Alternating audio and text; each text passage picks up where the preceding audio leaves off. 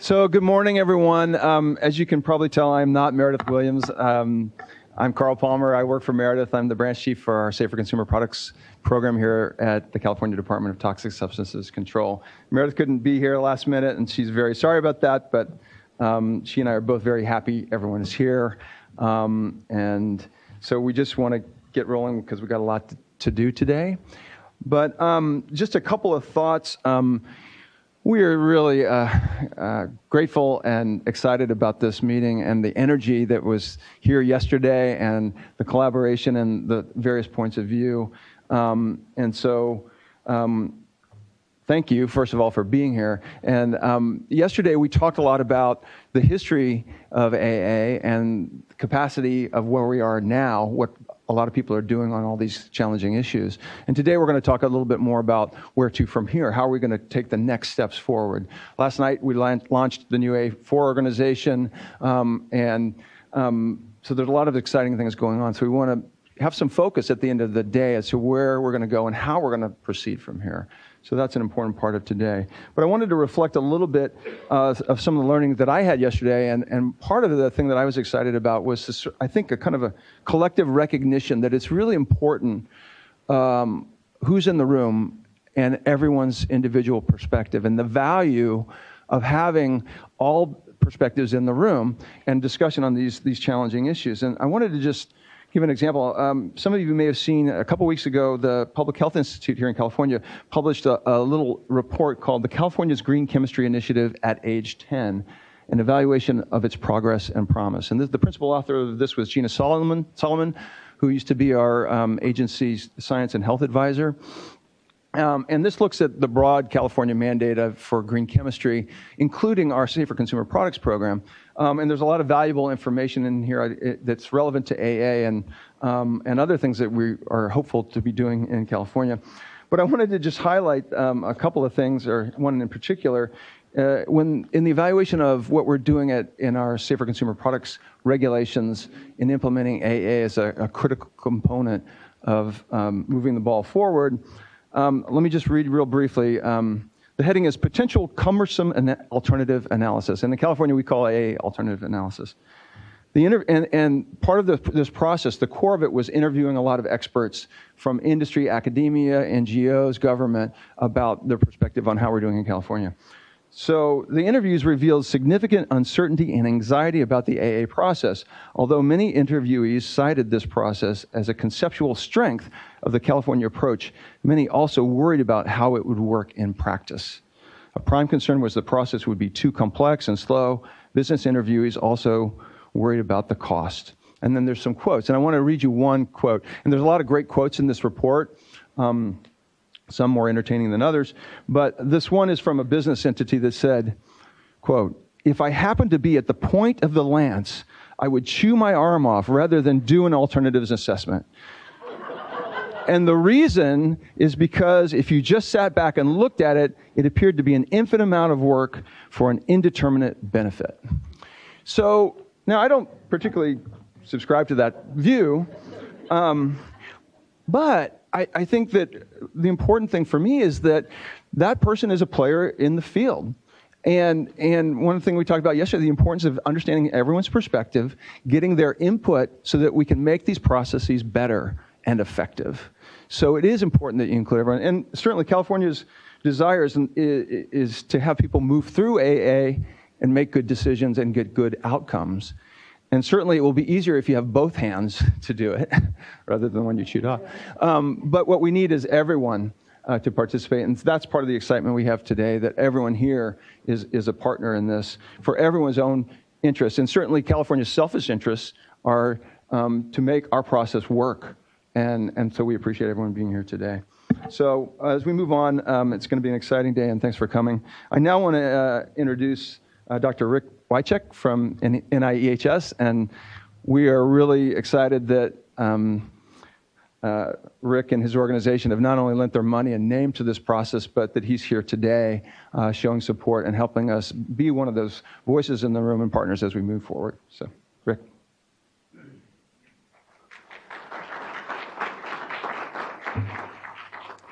Okay, well, it's terrific. It's wonderful to be here. And we provided both financial support, but to actually be here and to energetically interact with all of you has been terrific. So what I thought I'd do today is make sure that all of you know, who we are, what is the mission of NIEHS and what is it that we do. So let me take about 10 minutes today to kind of warm you all up and help you understand what it is that NIEHS is all about. So first of all, NIEHS is one of the 27 institutes or centers, what we call the ICs of the National Institutes of Health. Now, unlike the 26 other ICs that are physically headquartered in the greater Washington, D.C. area, we're located in Central Research Triangle Park, North Carolina. So if you want to know why we're there are good scientific reasons why we're there, and there are good political reasons why we're there. So if you want to know either or both, catch me at the coffee break later on. So like many of the other ICs, we have an intramural research division, which does basic research to better understand how does human biology work, with ultimately the understanding that we'll be able to figure out how are the environmental chemicals and agents that we're interested in, how do they interfere with these normal biological processes. We also have an extramural research division, which is involved in basically wrapping up most of our budget and sending it out to all of you in the form of grants and contracts. Now, unlike the other ICs at the NIH, we have a second intramural research division. It's called the National Toxicology Program. That's an applied research division. It's less about exploring fundamental mechanisms of biology than it is about taking what we know about how biology works and developing tests and high-throughput assays to help us evaluate whether there are bad things in the environment. And I'll tell you a little bit more about that in just a second. Now, we're not the biggest IC. The biggest IC is the NCI. That has a budget of about $5 billion. And we're not the smallest. So our budget is about $850 million. Again, we're not the biggest and not the smallest, but actually $850 million is a nice chunk of change to be able to allocate out and help make things happen in the environmental health sciences community. Now, a big differentiator for NIEHS from the other institutes or centers like the NCI or NIDDK is our mission and our vision. And I want to go over that because it's really important. So NIEHS is really about discovering how the environment affects people in order to promote healthier lives. But it's our division that's a real differentiator. So NIEHS is about promoting global leadership for innovative research that promotes public health by preventing disease and disability. And it's really the preventing disease and disability that is really the focus of what we are about. Linda Birnbaum, the director of NIEHS, really thinks about us as being the Prevention Institute. I just realized I didn't start my timer. Did someone start a timer? Well, okay. Well, let me. Okay. Good. Okay. Sounds good. So anyway, I want to focus on we're the Prevention Institute. So we think it's a lot easier to prevent cancer from happening than try to figure out how to cure cancer once it's already started. So if you want to know about the science programs at NIEHS, we have just completed an update of the strategic plan. And I encourage you, take a look at the strategic plan on our website. And in fact, I have a few of the trifold brochures. If you're interested, just let me know at the coffee break. And there are 3 different themes in our strategic plan. The first is about advancing environmental health science.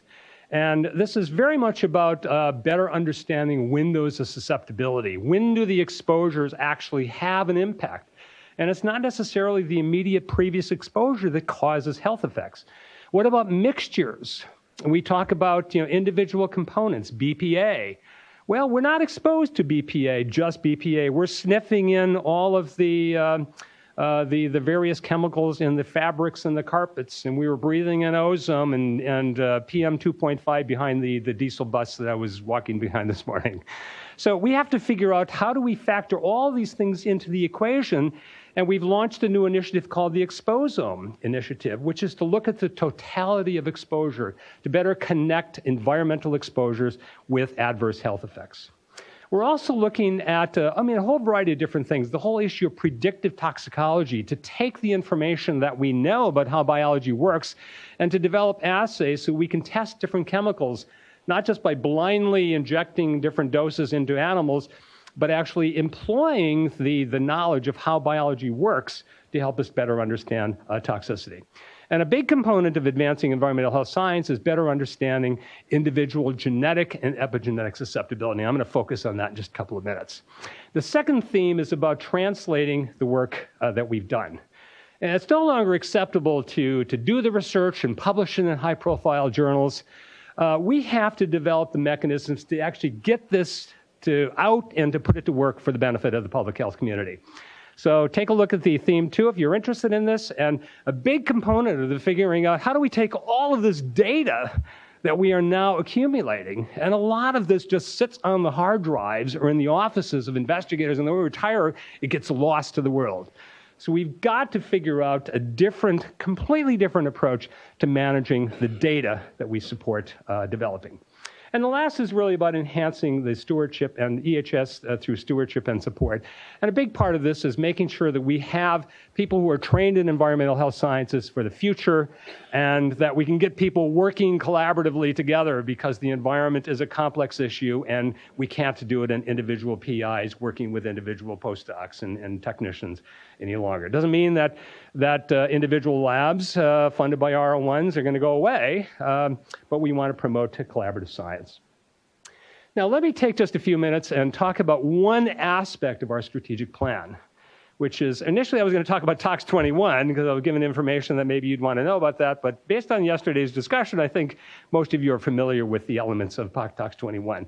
So let me address another issue, and this is about individual susceptibility. And my training as a mammalian geneticist, I'm not a toxicologist. Linda's the toxicologist, I'm the geneticist, and together we really feel that we really bring a broad-based approach to environmental health sciences.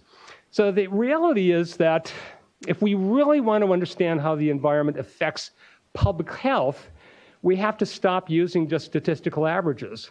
Because the reality is not only do we all look different, but we're metabolically very different, and we respond to the environment in different ways. Now, in the past, we've pretty much ignored this, and we've ignored it because there was nothing we could do about it. We didn't have the power to actually look at the entire genome and look at all the different genes. Those tools are now available, and as part of our strategic plan, we now have initiatives to begin to address this.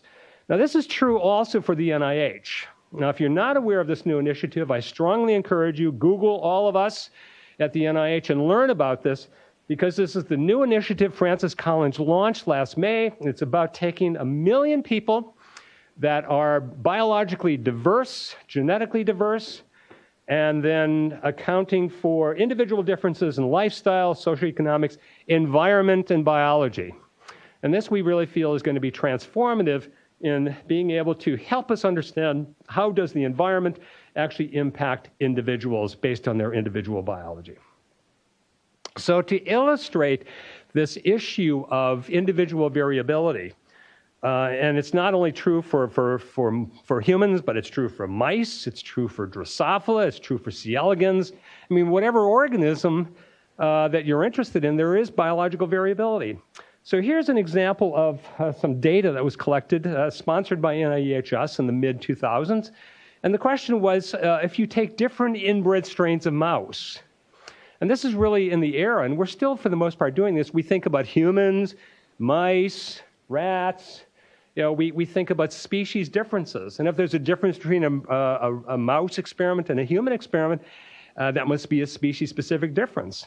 Well, it might be due to the genetic background differences of mice and humans. So anyway, this is an experiment where we took several different inbred strains of mice, and we exposed them to the same dose of a drug that we knew caused deleterious side effects. And this drug is still on the market. It's Tylenol acetaminophen. And this illustrates the variability in response, the toxicity, liver toxicity associated with that same dose of acetaminophen. So which line of these mice actually then represents humans? And the answer is none of them individually. So we have to really get away from this whole notion of using single strains of mouse to predict what's likely to happen in humans.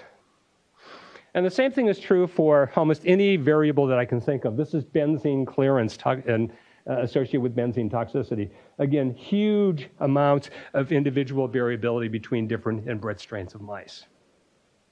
So what this means is that we really have to get away from this notion that if you do an experiment in an inbred strain of mouse, everyone's so pleased that they order up some inbred C57 black 6J mice from the Jackson Laboratory, and they do their experiments with these controlled mice.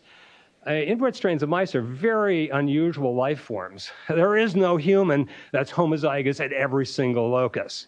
So we have to get away from this notion that an inbred strain of mouse is equal to genetically diverse populations of mice. In fact, we really need to start changing this approach and start thinking about genetically diverse populations of mice and rats, C. elegans, Drosophila, as a way, if you're truly interested in modeling human disease. So don't ever catch yourself thinking that if you're using black 6 that you are modeling human disease. You're doing an experiment with an inbred strain of mouse. You're not modeling human disease. So fortunately, what the mouse genetics community has really come to our rescue.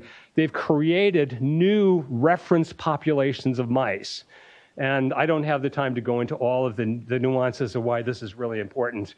But they started with 8 different inbred strains and did a matter of systematically crossing these to create these 2 powerful new resources called the collaborative cross and the diversity outcross. So if you want to know about that, ask me later or do a Google search on diversity outcross or collaborative cross. It's absolutely transformative in our ability to do experiments. So just an example, the National Toxicology Program actually challenged the mouse genetics community. Okay, you have these new resources. Do they actually recapitulate what you see in humans?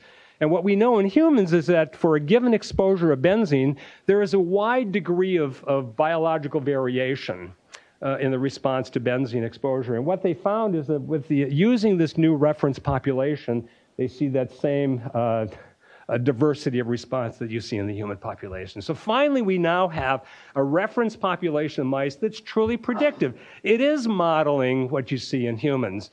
But what I'm not going to show you, and you can take a look at the paper that was published in EHP by the National Toxicology Program and their collaborators, using these different strains of mice, you can now gain access and insights to the gene variants that are responsible for the differential toxicity, which provides us enormous insights to why is benzene causing toxicological effects. So that's really exciting. It's really pretty transformative. But now let's think about our Tox21, our predictive toxicology program.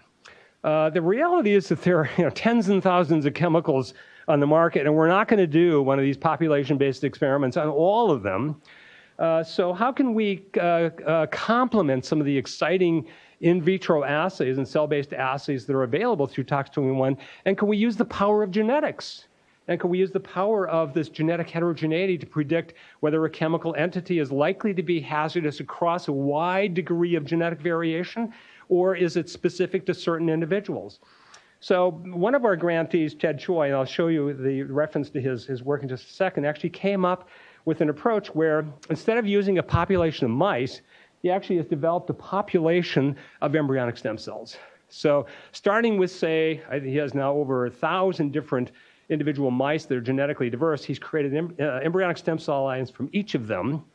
Okay, and he now has the Tox21 platform. For each well within that microtiter dish, there is an embryonic stem cell from a different genetically diverse mouse. Now, this is pretty exciting because, as many of you know, you can do cell-based assays. So you can take those microtiter dishes, embryonic stem cells in different wells, and do a whole battery of different toxicological tests, and then establish whether there is uniform toxicity across genetic background or whether there are specific backgrounds that uniquely exhibit toxicity responses. And you can use powerful tools of transcriptomics, proteomics, metabolomics, actually looking at the mechanics of how genes and genetic mechanisms work within cells. But I think one of the most exciting things about using an embryonic stem cell is you can actually differentiate the embryonic stem cells into different differentiated cell types. So this is an example of Ted Choi and his colleagues at his company called Predictive Biology. What they've done is in the first panel here shows just a bright field. Can we start the movies? And see if it's, I always love seeing this. So these are in vitro cultures where you have cells that are beating in culture. And each well of the microtiter dish would have an embryonic stem cell or a beating cardiomyocyte derived from an embryonic stem cell with a different genetic background. And what Ted has done is develop some really powerful and inexpensive ways of looking at these beating cells. And so he has an event monitor here, and so normally these cells will beat with a regular periodicity. But what he asked is, could we use this platform then to detect environmental chemicals or drugs that are likely to cause EKG effects or changes in the rhythm of beating cardiomyocytes?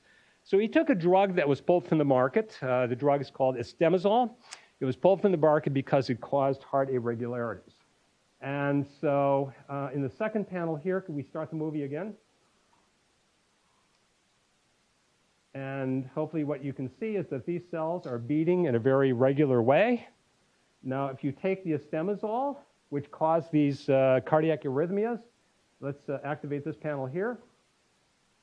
And this is the event monitor down here. And you can see that these cells are beating. They were normally beating with a regular periodicity, and now they're beating, it's almost like they have atrial fibrillation, okay? And if Ted goes in and removes the drug from those cells, they start beating in a regular pattern. So it's just an illustration that now you have genetic variability, and you can begin to start looking at more complex phenotypes, not just cellular toxicity, but things like EKG variability in cells. So I think, I hope this gives you a little sense of where we're going. Lots of different things happening at NIHS. I encourage you, take a look at our strategic plan. I mean, Linda and I use that plan, so when grants come in, and especially if you're in the gray zone, we look to see how well does this grant fit within our strategic plan. And if it doesn't fit within our strategic plan, the gray zone, well, you'll have to see what happens. So take a look at the strategic plan, and I'm happy to answer any questions. Hopefully this gives you a little insight to what we do. Thanks.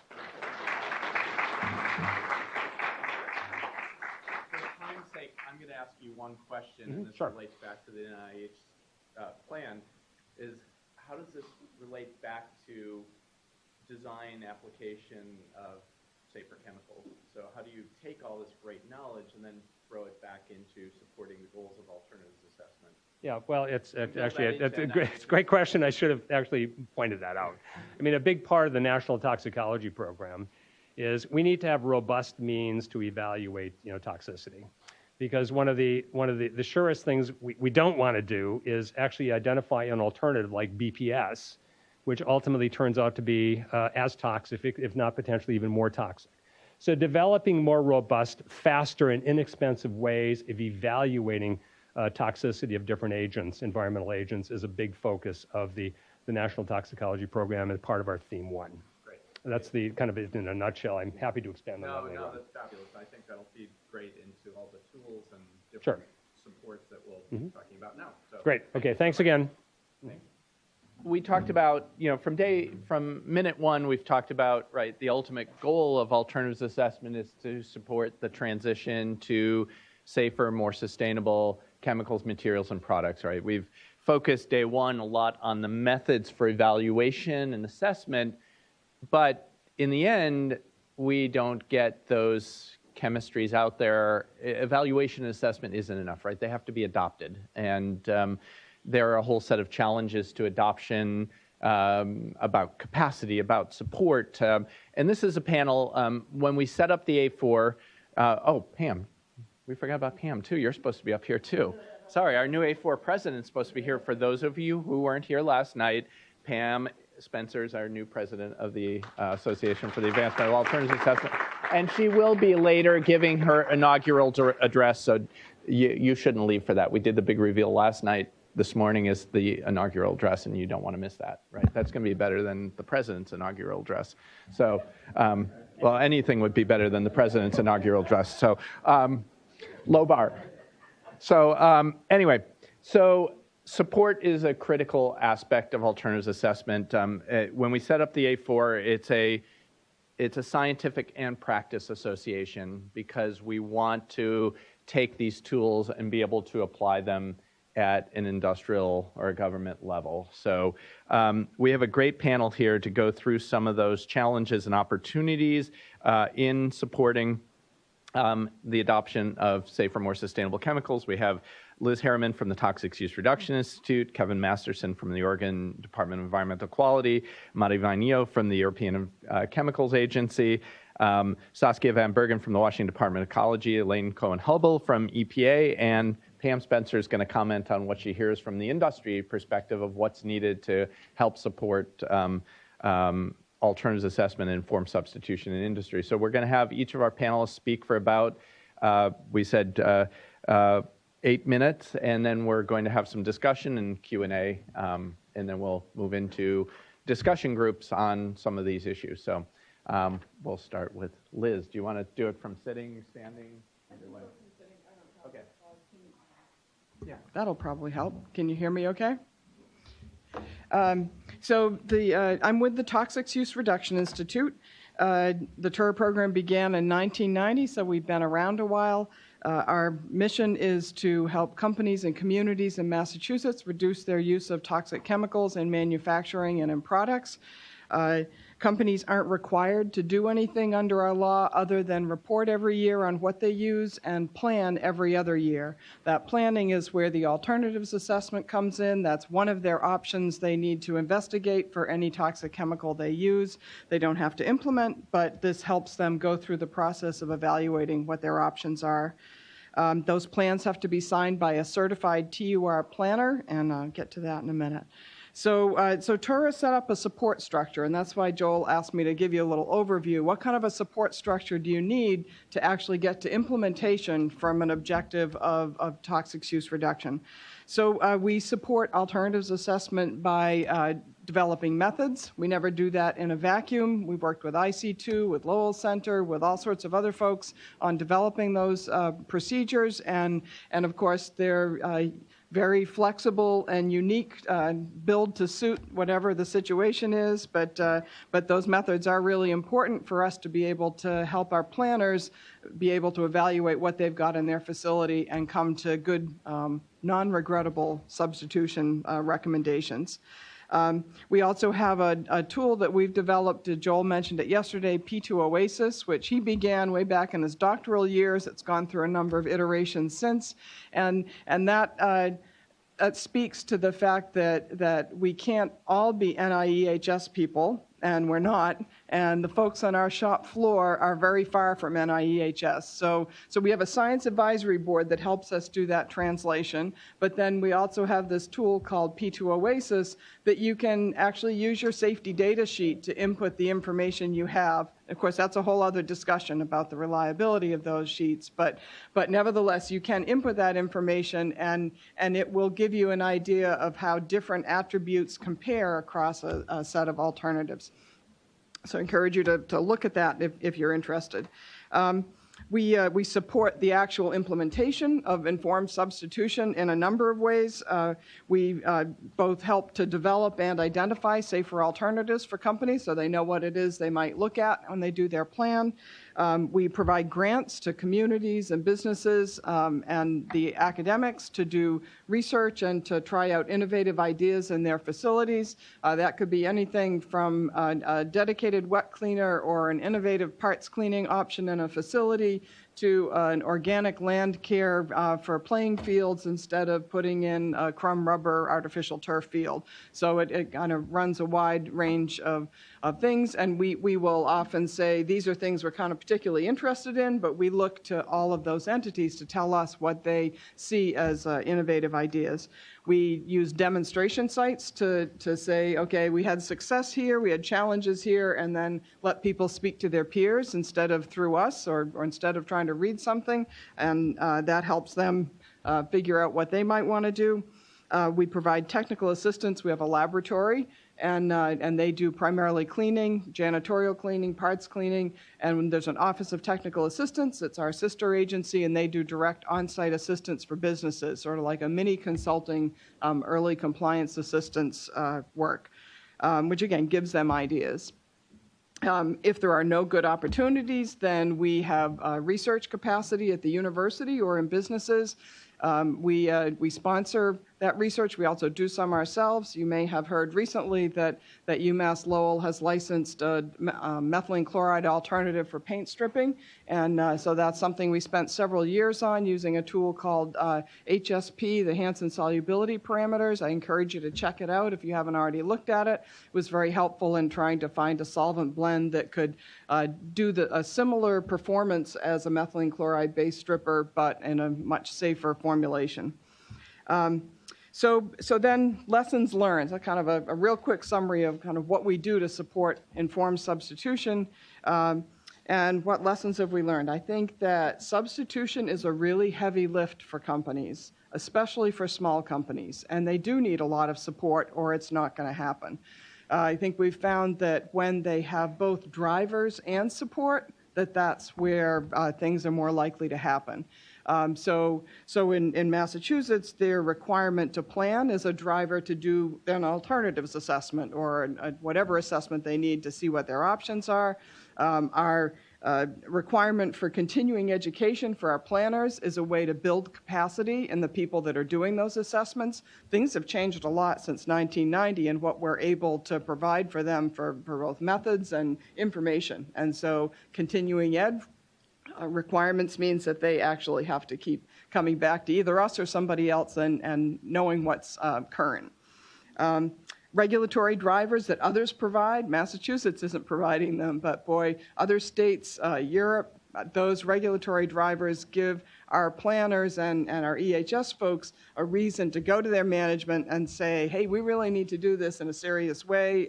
There are other reasons for this other than just being a good citizen. And I guess I just finished with the it takes a village that many people have mentioned, and so that includes all the stakeholders from businesses and NGOs and government and academics to also all the different disciplines. And Pam was mentioning this morning that having different disciplines in this group is a huge bonus. So everybody from people who know the shop floor to people at NIEHS who understand things I will never understand. So I think leave it at that. Great. Thank you, Liz. Kevin.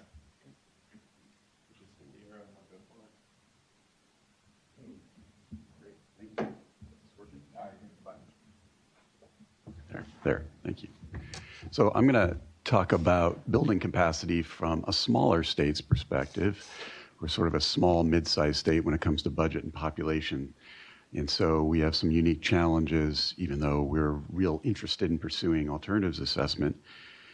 And in terms of drivers, even in the absence of any explicit regulatory drivers, which we do have, I'll talk about in a second, I think other states are in the same boat. We would want to be pursuing toxics pollution prevention and source reduction regardless. We have a similar law that Massachusetts has, a toxics reduction planning law, but it's kind of run its course. But we still have technical assistance activities. We have a toxics reduction strategy that's focused primarily on voluntary collaborative efforts. And so alternatives assessment, it should be a part of at least some of those activities, and it can add value to a lot of those activities. The problem is we don't have a lot of the resources to implement them. And so, go back, sorry, I think I went too far. In terms of the regulatory actions that we have on the ground right now, we have a Toxics-Free Kids Act that the Oregon Health Authority implements. They're a sister agency, and they're represented here today. That law goes beyond just reporting. There is a requirement in that law to phase out certain products that are reported to the state. Not all of them, but certain ones. And the law was written to require the submittal of an alternatives assessment or a quantitative exposure assessment if businesses, manufacturers want a waiver from that phase out. So that is an alternatives assessment provision that's explicitly in a law. Also, we have draft industrial air toxics rules that are about to be adopted by our Environmental Quality Commission. We had some major public health issues in Portland a few years ago related to industrial air toxics. In response to that, we're regulating a lot more small and large businesses and more chemicals. As part of that, we included some toxic pollution prevention language saying that they have to do an analysis of pollution prevention options, at least some of the businesses that are affected. And as part of that, we have accompanying procedures, recommended procedures, just like how to do a risk assessment. That's in the rulemaking packet. It's not part of the rules, but it's an accompanying set of procedures. And in that, we have how to do a pollution prevention assessment and how to do an alternatives assessment. Essentially, what we did is take that 140-page IC2 guide that Alex led and condensed it into about 4 pages. But it is an opportunity for us to get AA principles out into the industrial world. I basically say it's comes under the heading of never let a crisis go to waste. So we're trying to pursue that. At least, again, they're not mandated, just like Massachusetts. They're not mandated to adopt safer alternatives, but we want them to go through that process. And in terms of some of these other activities that we have that are voluntary and collaborative that I mentioned earlier in terms of the toxics reduction strategy, things like procurement. We're pursuing government procurement efforts for low toxicity products. And obviously we want to avoid regrettable substitutions. So AA can be a part of that as well.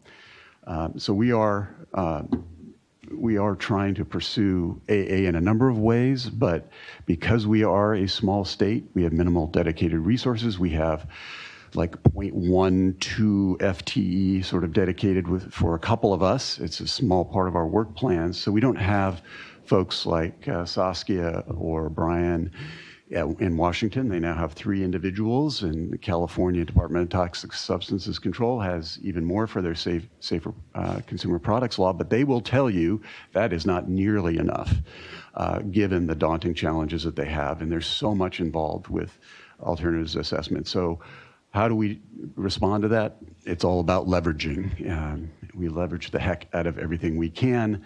That's the resources, information, data, tools, and the IC2 that you've heard about, Interstate Chemicals Clearinghouse. The state of Oregon was a founding member of that, and that was not just because we want to collaborate because it's a good thing. It's selfish reasons there. We benefit greatly from the information exchange, the tools, the IC2 guide that I just told you we condensed into 4 pages. We also are joining the effort that New York is leading on trying to find alternatives to fluorinated firefighting foam. And we just met on Wednesday to talk about other ways that we can use these tools to advance alternatives assessment in a real way, actually adopt some of these alternatives. And we've been taking advantage of our pollution prevention grants from EPA. This is soft money, obviously, but we're now kind of funneling a lot of that into alternatives assessment, sponsoring trainings, bringing in experts that we don't have to offer trainings. We work with Saskia and the folks at the University of Washington Training Center to put on the OSHA 7225 class, which is their alternatives assessment class. We're looking to do that more next year and actually have more customized training for folks, including those implementing the Toxics Free Kids Act. And we are working with Lauren and Northwest Green Chemistry on several smaller alternatives assessment research and analysis projects. So we're trying to take a little bit of money and find our niche. And again, it's looking at what others are doing and how we can play in that space and advance the ball a bit. So we're working on alternatives to food contact paper, fluorinated chemicals and food contact paper, bridge coatings and priority chemicals and bridge coatings, 3D printing. And again, we're looking at other opportunities that are on the horizon and working with our materials management program in other states. And finally, in terms of filling gaps in sustaining support for these efforts, one of the things that I'd like to see is that we incorporate alternatives assessment principles into our traditional environmental programs. When we have a crisis in water or air, we respond with a lot of resources. We get support from the governor and the legislature. Stop this pollution now, whether it's volatile organic compounds or metals or any other priority chemicals. And so there's a big push to have people stop discharging those chemicals, and one way to do that is to stop using them. And what we want to do is get ahead of the game so that they're not just pushed into some other regrettable substitution. I will confess that I have been a part of enabling regrettable substitutions. Maybe some of you will admit that too. 20 years ago, I want to get rid of my vapor degreaser, 111 TCA or TCE. Well, let's go to this brominated alternative. It's not regulated, so it must be great. So, that is something that we all have been a part of that we're trying to avoid. So in our regulatory programs, if we can incorporate those principles, we'll avoid the next crisis. And then we want to formalize some of these partnerships. And I won't go into this in great detail. I already talked about IC2, and there's, of course, GC3 and BESI and GO, all the efforts that Joel and Molly and others are involved in. We would like to be a part of that. But in state even, we have likely allies that we haven't taken advantage of as much as we should. Municipalities, most specifically. We have wastewater requirements now that are pretty stringent because of fish consumption rates that are built into our human health water quality criteria. So when municipalities discharge DEHP, they have to meet a standard of 0.11 micrograms per liter. That's really tough to meet. And they don't want to spend another $1 billion to control these toxics. So they're talking about pollution prevention and alternatives assessment. So we have those folks as natural allies, as well as other people, even within our agency. And finally, we just need to build expertise. If we don't have the resources to hire a fleet of folks, it would be great to look at some of the people we're hiring to see if they have some experience or talents or education training in this area that can then be parlayed into some of the projects that I just talked about. Great. Thank you, Kevin. Monty.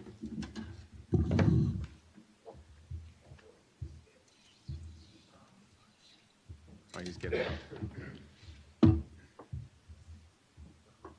And I think what's important here as Matti gets up is we have government authorities from several European countries, from the European Commission, from Canada, from several states, from the federal government, and that sort of international collaboration to share experience, expertise, tools is pretty key here. Go ahead. Yeah, okay. Good evening. It's 6 o'clock at the moment for me biologically. Okay. This slide summarizes about, 40 different kinds of regulations in one go, so pay attention. We have something called a substitution strategy in ECHA, which I'm describing soon, but the starter is that obviously the REACH regulation, classification, biocide regulation, and many other regulations which I'm not covering here, they promote substitution by design. And we talked about that quite a lot. And with that, so the companies are pushed to search for and move to safer alternatives, either directly, and there are things like direct regulation, like restrictions or applications for authorization that we discussed, they do it directly, or then through classification or registration or extended safety data sheets and so on. Companies start to do that sort of indirectly. Also, I would believe that it's the same in the US or Canada as in Europe, that if a substance is classified, for instance, a carcinogen, there are other pieces of legislation that refer to that classification, that it automatically kicks in a substitution requirement, or at least that you want to avoid using that substance or minimize the exposure. So all in all, this creates a huge demand for substitution, the anticipation of the legislation in addition. Now, what's new in ECHA is that this is sort of the bread and butter what I'm doing during daytime. I'm responsible for the restrictions and authorization stuff. But then with Joel and others, we thought, hey, hang on, we could do something else in addition. And here's the paradox. People like over here, I hear wonderful stuff that you're doing on analysis of alternatives and all the stuff that you're doing over here. We don't do it so much in Europe. On the other hand, we do quite a lot of regulation, and you have a bit, maybe less of it over here. So in a sense, the starting point we do regulation. The question is, how can we do then better based on that regulation whereas here it's a bit different discussion, if I understood it correctly. And in that sense, it's sort of a nice opportunity to learn from each other and to see how things can be done better in both sides. So what's the goal of the substitution strategy that we have? It's pretty mundane. It's to boost the availability and the adoption of safer alternatives and substances and technologies, nothing grand in that, and then support informed and meaningful substitution of chemicals of concerns in the EU. Okay. And what's the approach? Well, this now goes, and this sounds, you have to remember now, we start from the point that we have regulation, right? Now let's forget about that for a second. Okay, it's there always, but sort of, what do we want to do in addition? And what we'd want to do is to promote best practice and change in mindset. And this is important. Why? Because companies, if they only think about the regulation that is upcoming, they are always going to hit their head against the wall because the regulation comes always too soon. And that's what we want to change in the substitution strategy. So that substitution becomes part of the innovation sort of activity that companies are doing. Companies are doing research and development for different reasons, mainly to gain market share or improve the products and therefore gain market share. And this creates business opportunities. And now if substitution, meaning avoiding regrettable substitution, is part of that, then it's a good thing. And this would, of course, bring then human health and environmental benefits to the companies, but also to the society. And collaboration with the stakeholders is vital here. And I'll come to that in a second, how we do that. And then we have sort of thought about 4 action areas after quite a lot of iteration with Joel and Molly and others who were helping us in doing this. And this is in a nutshell what we've done. So changing the mindset is the first part. And that's where what we do is, we call it capacity building, but it actually in sort of has different elements in it. The first type of capacity building, and probably the most important one, is that we try to make member states, remember now we are sort of sitting like in DC and then in Helsinki, right? And then the member states are doing, like states are doing a lot of things in addition. The most of the resources, of course, in Europe are in member states. 99% of the budget, for instance. 1% is in the Commission. And therefore it's important what member states do. What we try them to do is that, okay, if you think substitution is important, organize events, workshops where you get the producers of the chemicals and the users of the chemicals and the clients of the users of the chemicals, plus the alternative suppliers, plus the funding agencies, to get together and say, okay, what if you would not be able to use this particular chemical, whatever it is? How would you do it? How would you do the alternatives? And then come up with different kinds of ideas, projects, or whatever it is, well before, for instance, something is regulated. And this is now being tried out. Joel was helping out the Dutch, for instance, in the anti-fouling paints. There's one coming up in Germany on Chrome 6 and the alternatives of that, and other member states are doing those kinds of things as well, also organizations. And that way we can probably get quite a lot of good ideas. And here I have kind of good news. Probably the most important thing I'm going to say, by the way, it's today is now, so pay attention. We organized as a pilot a workshop like this on Chrome 6 in Finland with 50 people. And then I talked to one of the organizers a couple of weeks ago and said, Matti, I need to tell you something, or I have to tell you something. There's a Finnish expression which actually means that he really means what he's saying. I checked it out, by the way, so a week later, and he confirmed. He said that after that workshop, a year later, he went to different companies which were using plated parts.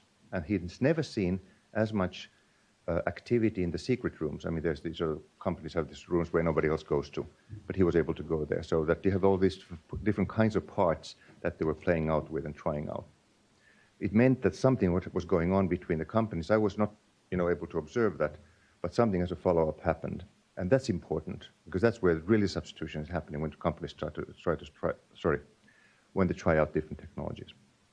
Second one is innovation-related things, and we try to essentially get the European Research Fund, which is called Horizon Europe, I think next one in the 7 years that is coming, it's 80 billion euros, and we thought maybe take a percentage of that and give that to alternatives safe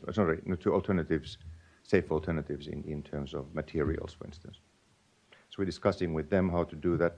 At the same time, also trying to get member states to talk to their funding agencies who are funding different kinds of research and development projects, so that, again, the funding would avoid regrettable substitution.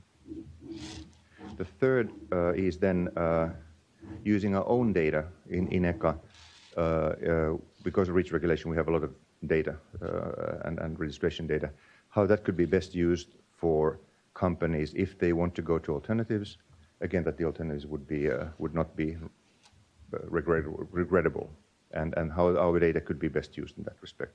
This we are still discussing, and again here, I've discussed with some of you as well that what would be good ways of doing that, and if you have good examples or good thoughts about that. Finally, networking, obviously, of all this is extremely important. This is one network. We have less developed networks in Europe in terms of substitution than what you have over here, and happy to again collaborate in those respects. So that's it. Remember, I think Clive Davis had said the same thing.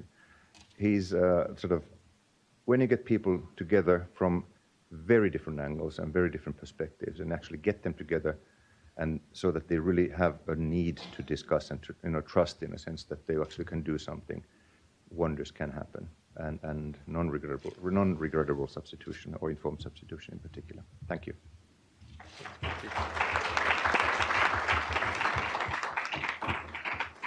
So Saskia, and I would say the great thing of our last international symposium was Matti was there, and that led to a lot of, that collaboration led to a lot of work in Europe. So we're happy to have helped support that. So.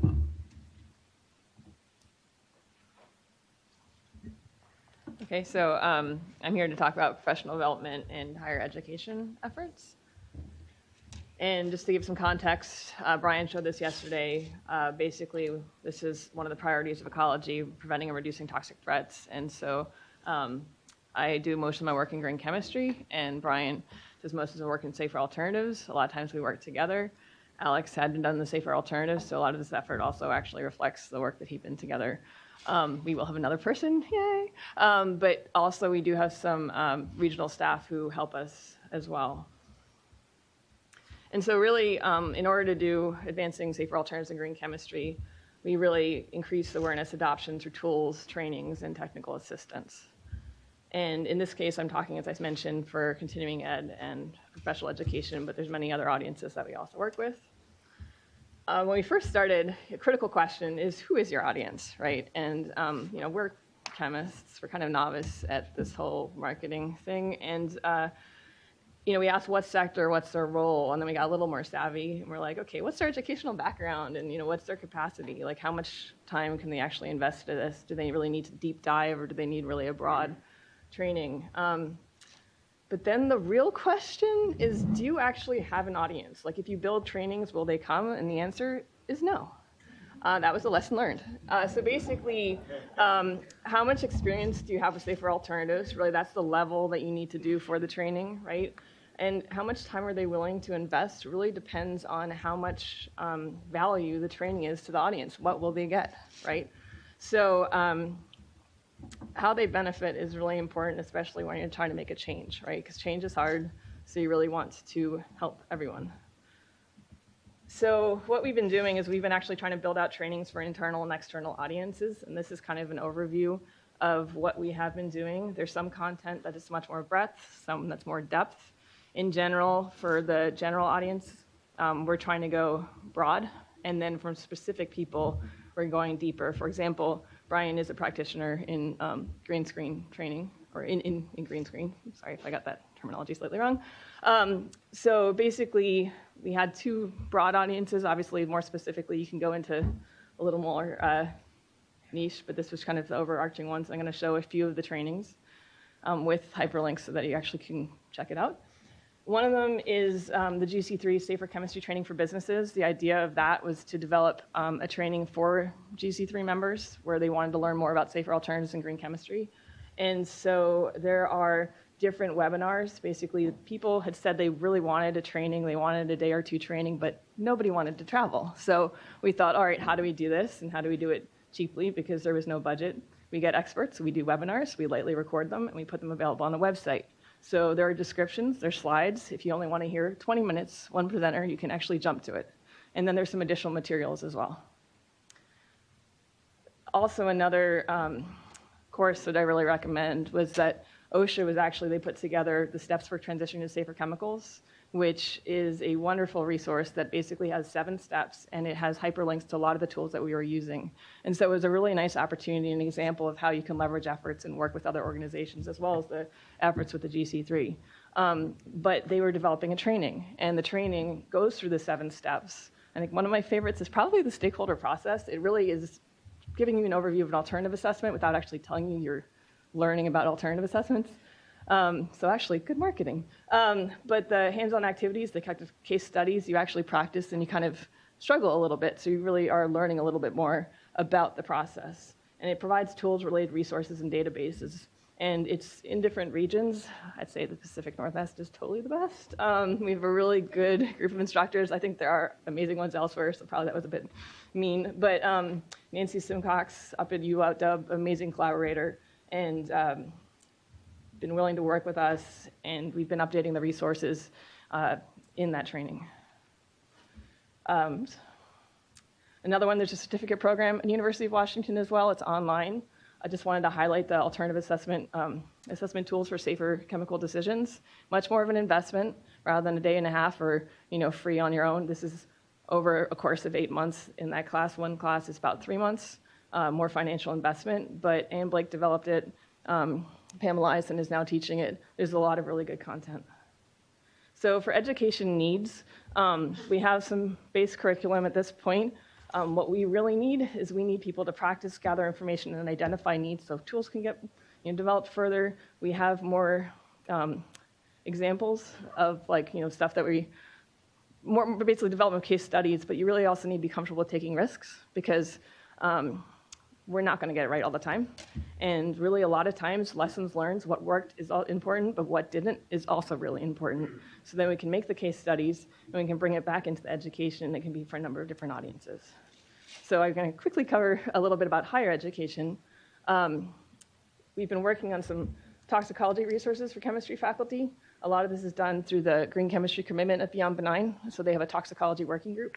And I understand that this is only for chemists, it's not interdisciplinary, but we're trying to incorporate toxicology into chemistry. And so we do this through conferences, having professionals come in and give presentations to faculty so that they can learn a little bit more about what's going on in industry.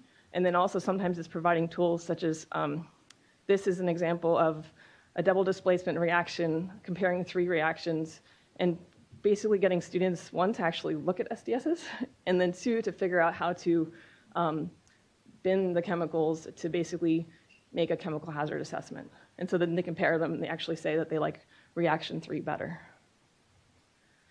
This is a game that I just think is really cool.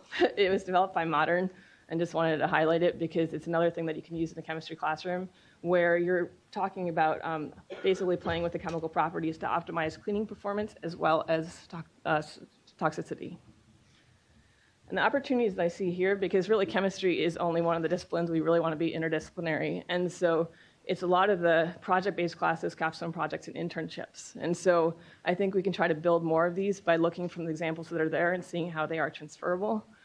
So Greener Solutions is one example, right? That one was presented yesterday. Berkeley Center for Green Chemistry, having it where it's a project-based class and working with companies.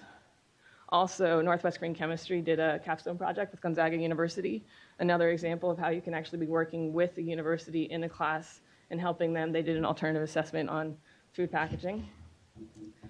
You can also do it through Oregon and Minnesota. They've been doing grants, and they've been awarding it to companies that are doing green chemistry efforts. And in this case, 2 of the awardees were actually making safer products or trying to, so therefore they were learning about which elements you'd actually need to actually have a viable product. And then just also wanted to kind of do a little shout out for other disciplines, because this is an example that we did up in Washington at Pacific Lutheran University, and it was actually a communication class, and it was their project-based class. They were trying to advance the adoption of safer choice, and so you can have it where you can be using another discipline to help advance, have them more familiar with alternative assessment, so then in the future they can also help communicate what a safer alternative is to different audiences. Thank you. Great, thanks, Saskia. So I think Saskia raises a number of pipeline and capacity levels at the professional level, at the higher ed level, where in industry those functions may be well integrated, but I can assure you in academia they are not well integrated. They're not integrated at all, and we need more and more of that, which helps support alternatives assessment and safer chemical design. So lastly, Elaine, you're up. Here we go. Okay, so thank you. I'm with EPA's Office of Research and Development, so the science side of EPA. I know you guys are pretty familiar with the groups in Office of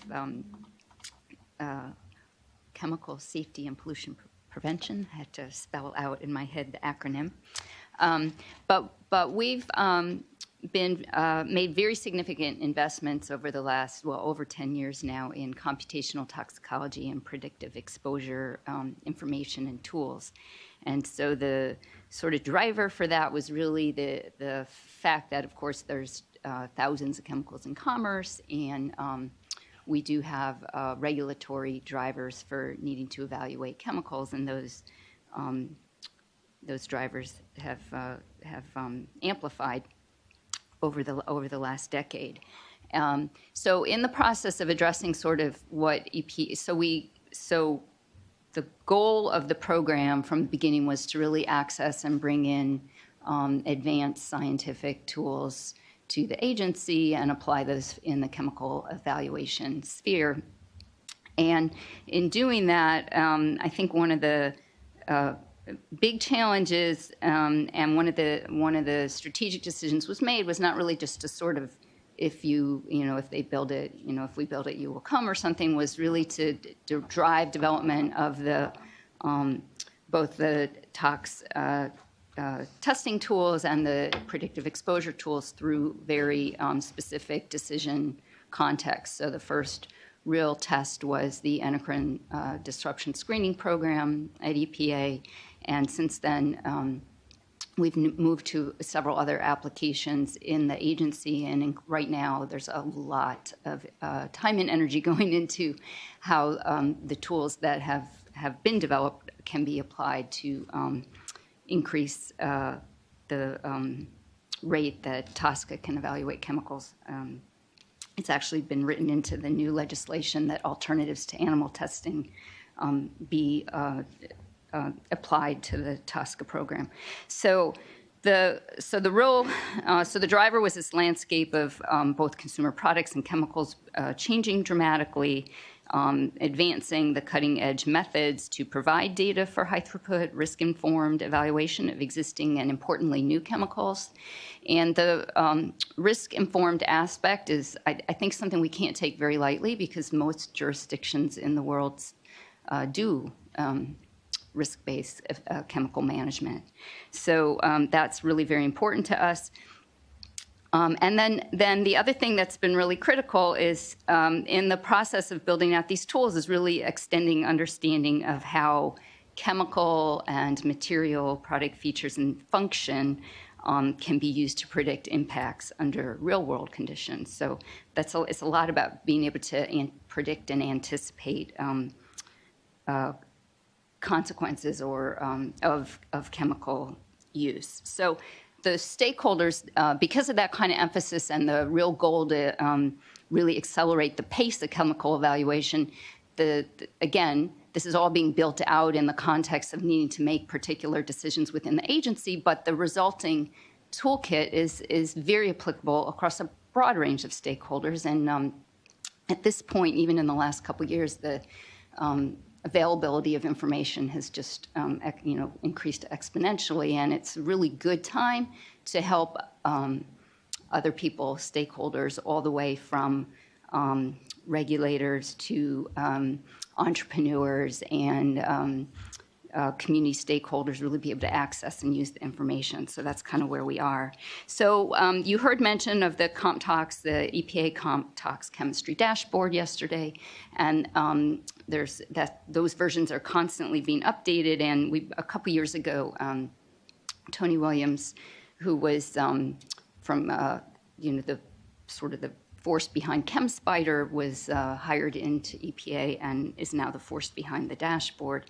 So that tool has high quality, structure curated open data, and anybody anywhere can access it and use it. And it's really designed to meet a wide range of needs from the environmental science and computational toxicology community. So includes physical chemical properties measured and modeled quite a few different ways with information for you to compare how good those estimates are, environmental fate and transport, exposure, usage, and then critically all the in vivo toxicology, toxicity and in vitro bioassay data is housed there and available.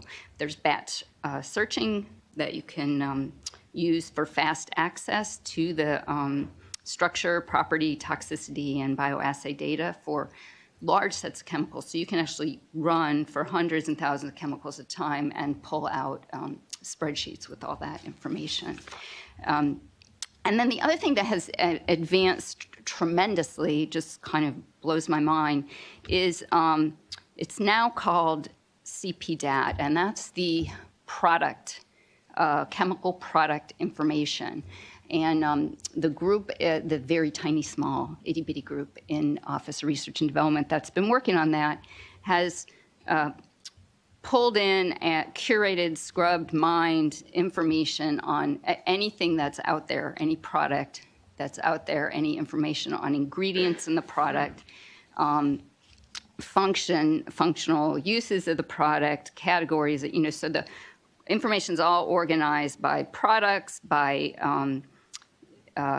ingredients, weight fraction, actually not just composition, but also where available weight fractions, function, use, and then the information in there is then used to predict and fill in gaps. So where we don't have a function, but we know something about the structure, and we have now models, structure-based models related to function, that's filled in too, so people can access all of that.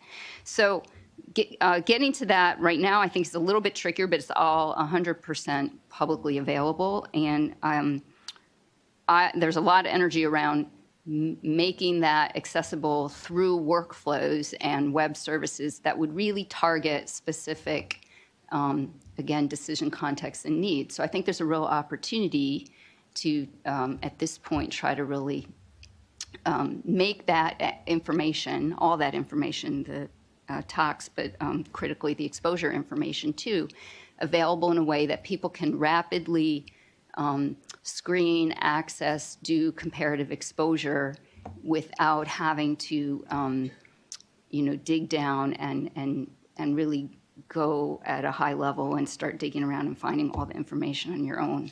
So that's available. So some of the little gaps that were, not little bit, some of the gaps that we're focusing on and have identified are really around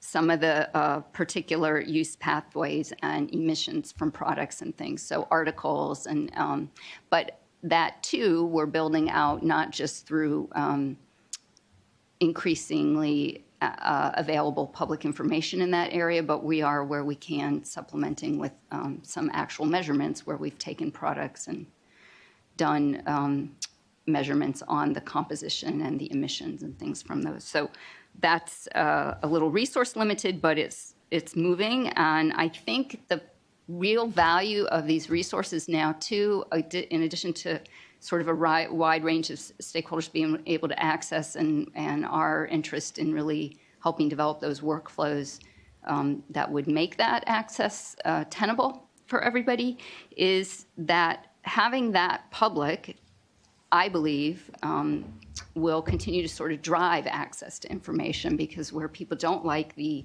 modeled fill in the gap answers, or where they see big gaps, I think people will start to make some of that information available. So kind of I think the last, just kind of closing point, Olivier Juliet said this yesterday in his presentation at one of the breakout sessions, is that we have data now. Data's there. The problem is not that do we have data. The question is more about the quality of data.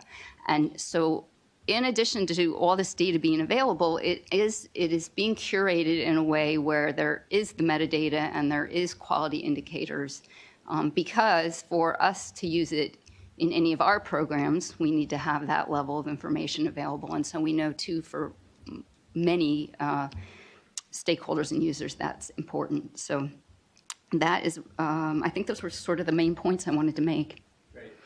And as you probably saw in the last 2 days, we have folks who are taking a lot of this data and then translating into different formats, either private sector or public sector. So there's a lot of opportunities here to take this wealth of data and make it actionable. So and I did forget one last point too, just because I'm not as up to speed on the fact that we've also kind of extended this energy and need for curated data for rapid evaluation to the life cycle inventory arena too. So we have people actively working on that. And I didn't do slides, but I have 3 references that I'll give to Joel to include in whatever goes out that are just kind of good starting places for all of those resources. Awesome. Thank you. And now we're going to have Pam Spencer sort of reflect on this, and from an industry standpoint, from a big company and now a small company, but yeah. So thanks to all the speakers today. I mean, as you look at capacity needs and uptake by industry, I think it's really important to understand the environment that industry is really operating in today. It's a very complex environment. Regulatory compliance isn't enough anymore. There's a lack of trust in regulatory agencies and in industry. There's a wealth of what I'll call pseudoscience information out there, so that people are becoming their own experts and making their own judgments. And in this rapidly changing environment, we're trying to get chemicals to market with increased complexity of the regulations, no harmonization, and trying to satisfy the end customer needs and all of that. So I think for industry, it's really important to understand where the alternative assessment is going to be utilized in the supply chain, because there's going to be different needs if you're a raw material supplier or if you're a brand owner. And we heard a lot of that yesterday, right? So, and not only that, but we don't want to make people want to cut their arm off using these tools, right? We've got to match these tools to the segment of the industry that we want to uptake and adopt them. And that means that they have to be simple. We don't have months and years to get a decision out. We have to literally do these things very quickly. And so that part, I think, of the collaboration is so critical, because when you're looking at smaller companies, and this is one thing I've learned going from a company of 55,000 employees to one that's now 350, is there's a lot less expertise. I would say that most companies are doing some kind of an alternatives assessment as they're evaluating new products that they want to develop, formulation changes, new applications. They just don't know that that's what they're doing. But they're weighing information. They're weighing economic benefits, what commercial needs are, what the health and safety are. Because believe it or not, if we have materials that are going out there, even some of them with certain classifications, that can cost the company a lot of money just in transportation costs. And so all of those things have to, be weighed in as we're looking at how we're getting safer and, more sustainable products to the market, right? We don't want something out there that in 6 to 8 months is going to be identified as the next, chemical that we have to remove from the market. And I guess to that point, in what Saskia is doing, there's a tremendous need for that intersection, I think, between green chemistry and alternative assessment. They both have a really critical role to play as we're looking at innovation and how we're taking new products and new applications to market. So how do we build that bridge? One of the, I think, key gaps that I see for industry is that our educational system simply can't keep pace with the rapid changing, evolving science. And we've got to have mechanisms to take what's being done and translate it and implement it into applications so that companies can use it. It's great to have volumes of data, but if nobody knows how to extract it and get it out and get it in a format that a company can use to make a decision, it's not helpful. And so I don't know what the answer to that is, but training and education of the next generation of, all disciplines is going to be so important, because it's not going to be just depth of expertise. You have to have some breadth now. These problems that we're trying to solve are far too complex and far too multidisciplinary for any one, discipline to be able to solve by themselves.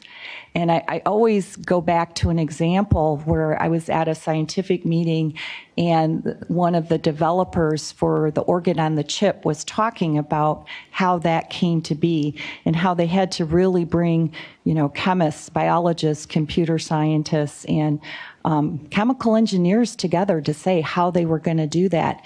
And the first thing that they had to do was learn how to talk each other's language so that they could understand what had to be done.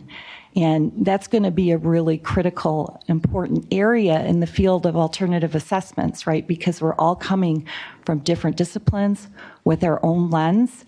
And so for this community, as you're thinking about getting adoption in industry, listening is going to be a really important piece of that in trying to, understand, because there are ways that when we can listen, we can actually come to better solutions.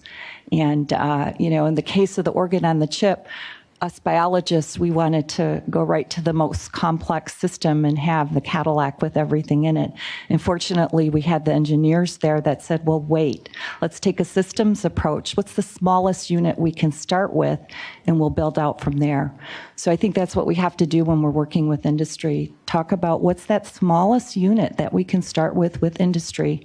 Where in those value chain pieces are going to have, the biggest impact and the ability to actually get some uptake.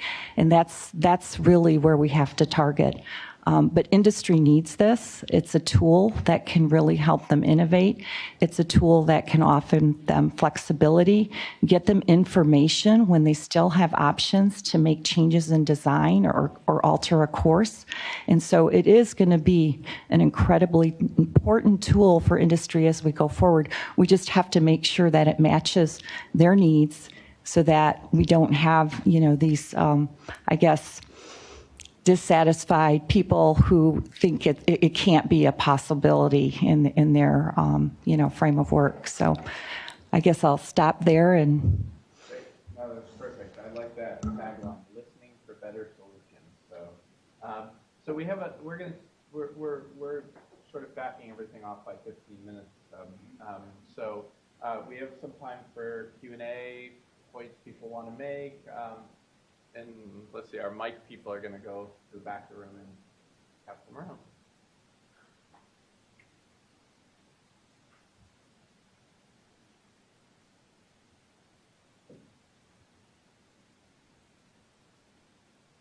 You want to start, Rick? Sure. Yeah, I got the mic. There was, Saskia, when you mentioned the interaction with at the university classes and communication. It's something that actually the NIH is beginning to learn this too. Learning how to communicate is really important, and most of us in science are not taught how to communicate across broad groups. And we get our PhD, we know how to communicate our scientific data to scientific audiences, but learning how to speak to especially non-scientific audiences in a compelling way that they can take a message home with them is really important. And so actually Francis Collins at the NIH is beginning to develop programs where we take scientific trainees and couple them to communication trainees. So the trainees learn, the communication trainees learn about scientific concepts, so it gives them substance for their communication strategies, and then the scientists learn about tools for communication. So I think this is something that we really need to just there needs to be more broad-based adoption. I totally agree with that. And in this case, it was one of those things where I've been working with, it turns out the PLU chemistry department actually is one of the first green chemistry commitment signers. And I've been working with their chemistry club. And then I was working with their communication class. And it's like we're trying to nudge them together. And it's like through 2 semesters, it didn't work. But I think if we had 1 more semester, we could have it where the idea is that the communication class built the strategic, how to use strategic communication to advance safer choice. That was their 2nd semester effort. And then giving that to the chemistry students so that they can actually then do outreach on safer choice was kind of the next step. So I agree that that's an awesome model. Yeah, it's great. And Francis Collins I use as a model for a really good public communicator. And I think that's critical if we get to what Monty was saying, the mindset change. Different people speak different languages. Mm-hmm. Just add real quickly, one of the challenges I didn't mention is that I think we're still struggling with how to communicate the results of an alternative assessment that we do to the people who are going to use it. And the images I showed yesterday of, a little color coding, we're still, the scientists aren't comfortable with that. The engineers aren't comfortable with it. It doesn't have enough criteria and hard lines, but we do really need to find a way to communicate it in a way that whoever's going to use it can understand it. Elke van Asbroek from Apeiron. Saskia, I was very impressed with the fact that you mentioned that you also train students, and I think that's an absolute necessity. And that's something, Matti, we can take home, I think. I can only talk for Belgium. I don't know about the rest of Europe in that. But in Belgium, we have the obligation that every company has an environmental coordinator. And it's after university, an additional course you take. I did that. Today, REACH and alternative assessment is still not implemented in that course. So I went to different universities in Belgium to voluntarily apply to just give a course about it. Only the University of Antwerp accepted it, and I get 1 day.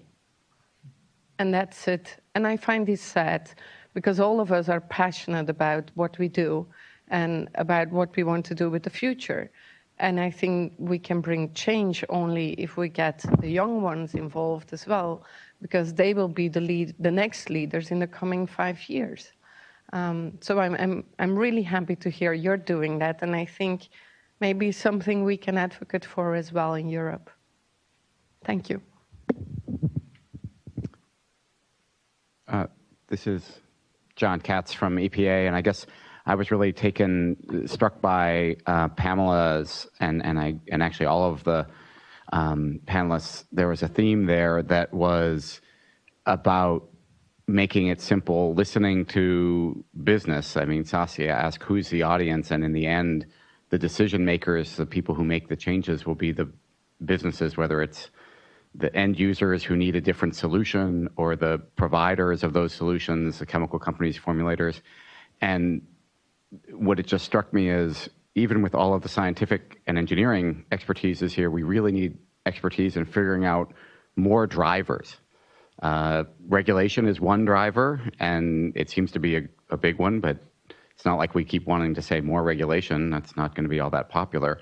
But there are other drivers. I mean, ZDHC came from first regulatory, but then non-regulatory, risk management, risk avoidance drivers. And maybe we really need to also build our expertise and capacity to think of new drivers, new ways of engaging, giving incentives, public purchasing, environmental standards that drive companies to do something that they wouldn't normally do, or they wouldn't do unless there's some significant economic or risk benefit to them. So I would just add that in addition to all the data and making it more usable and making it more applicable is let's be really smart about new drivers and figuring out how do we set programs that will bring that audience to us so we don't have the empty classroom like Saskia showed.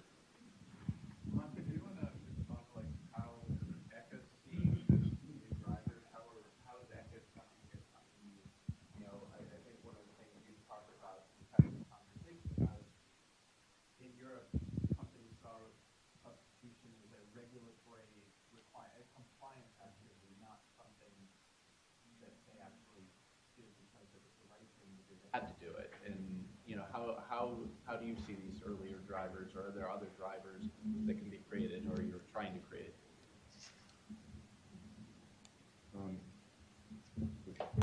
Yes. Okay. I mean, I don't know what companies think. I have some idea what they might think, but there are quite many companies in Europe, and therefore I'm a bit hesitant to say what they think. I have a feeling that some companies don't think about substitution at all as a regulatory thing. Those are what I would call the front runners, the kinds of companies who are probably here today as well. And then you have companies who are really just do it when they really have to do it, and it's only when the police is on their door almost. So I think there's a huge range in that respect. And obviously, it's much more fun to work with the companies like the companies who are here today because they want to do something good for the environment, for health, and actually want to make money at the same time. Great. And the more we have that kind of, what's the alternative to the vicious circle? I mean, circle that goes upwards in a sense. So that we can build on something, and then somebody does something, we can learn from each other, and that way do it. So that's kind of, I think, the way we are thinking about it, at least in the agency, that we would get interested companies to work with them one way or the other through the networking, for instance, and then based on that sort of a kind of a, you know, Blues Brothers have a mission kind of thing, and then sort of spread the mission, spread the message and good practice and so on, while at the same time the good old regulations there to keep house in good order. I don't know. I think, by the way, on education, one thing that I think there are quite many people from universities over here, so I want to say this because of that in particular. I think Elke and others, you have said the same thing and time again. Universities are still in the stone ages when it comes to interdisciplinary work. We talk about communication as a skill. Well, it's actually more than that. It's one part of the way we need to work, and it's not only universities that do it. Of course, we do it at work as well. But if we don't sort of get the mindset that, hey, hang on, you need to really understand the way other people are thinking, otherwise you'll be not particularly successful. You'll fail. The only discipline that I know that does it in a sense, sort of by its very nature, is marketing, because that's kind of what it really tries to do.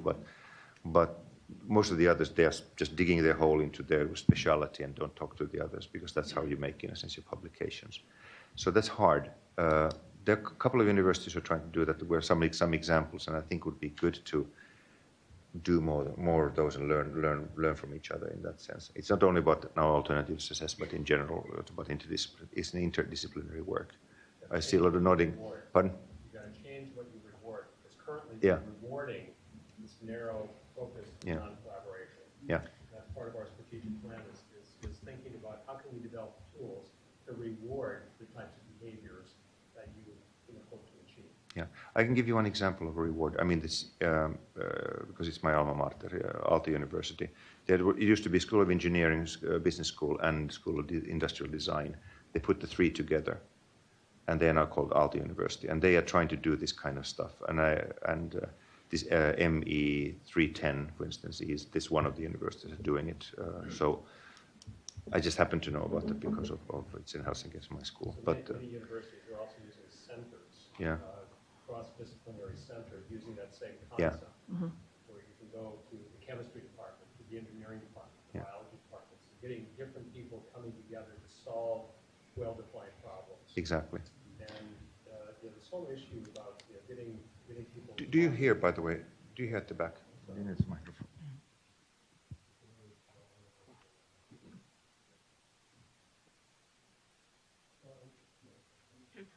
Yeah, we're trying to pick up the recording, so you need to speak.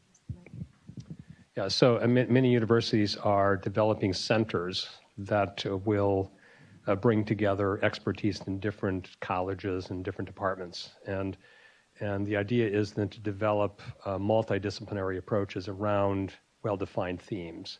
And the environment is a great example of a theme that involves, engineering departments, chemistry departments, biological departments. We're at NIEHS, we have a Superfund research program, which is a great example of how it really capitalizes on engineering capabilities, engineering solutions, but the engineers don't know what to do until the biologists can articulate some of the challenges.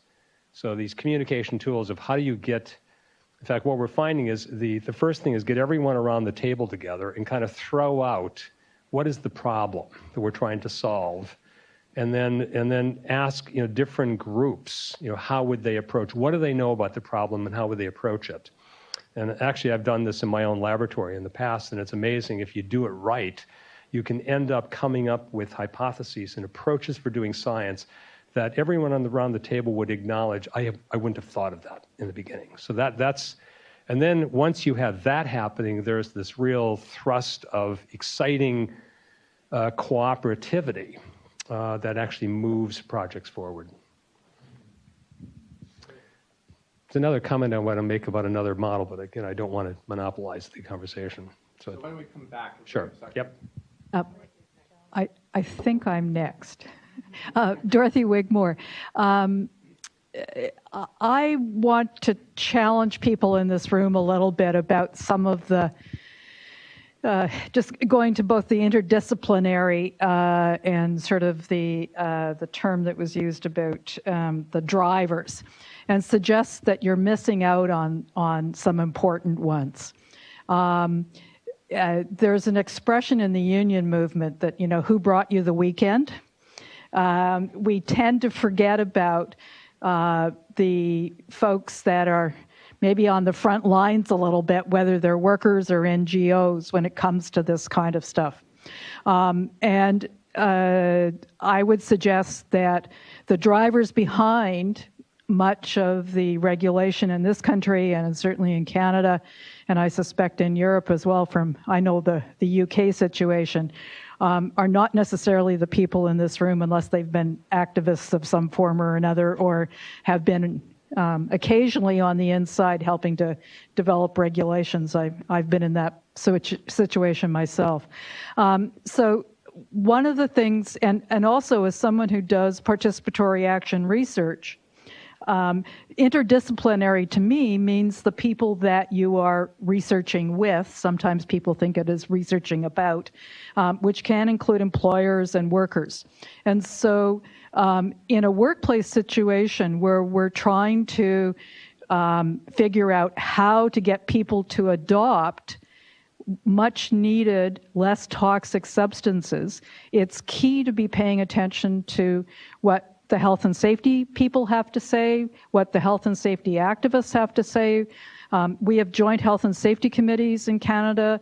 They're also common in Europe. They're much less common in the United States, but there are other health and safety organizations that represent non-union workers in this country, the National COSH Network, where people hear about the horrible things that some chemicals are doing, and that, in some cases, can be very important drivers to say, what can we use? And, we need something other than this crappy graffiti remover that's, got 5 carcinogens in it. So the other party that in a project that I worked on and I'm hoping to do more with involves integrating people who do purchasing and people who are working around health and safety. And I think that those are two, whether it's health and safety staff or health and safety committees, that in a very practical way at a workplace level, you have to think about those kinds of people and how they can both inform the need for substitution and the kinds of substitutes that actually are going to work, and the purchasing of them so there's an uptake, so that industry has somebody to sell their stuff to. And so one person up there, I forget who, I'm sorry, mentioned procurement or purchasing, and one other person mentioned health and safety, but that's like the first time I've heard it in this whole meeting. And I think that it's really important to think about those folks and some of the others I've mentioned as both drivers and in your interdisciplinary approaches to things. Otherwise, stuff isn't going to be... Anyway, I made my point. Yeah, I'll just add in here, and we're going to take a last question.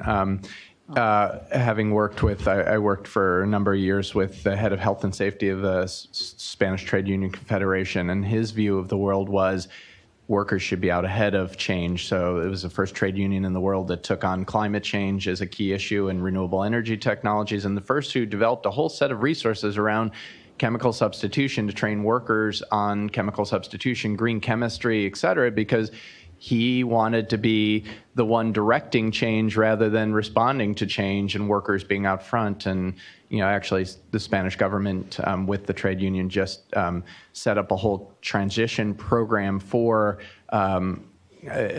going away from coal-fired power in Spain, towards renewable energy technologies, taking care of the workers and the workers leading that change. Same thing happened in Canada too. Much of the great work in Canada was initiated by the Canadian Labour Congress.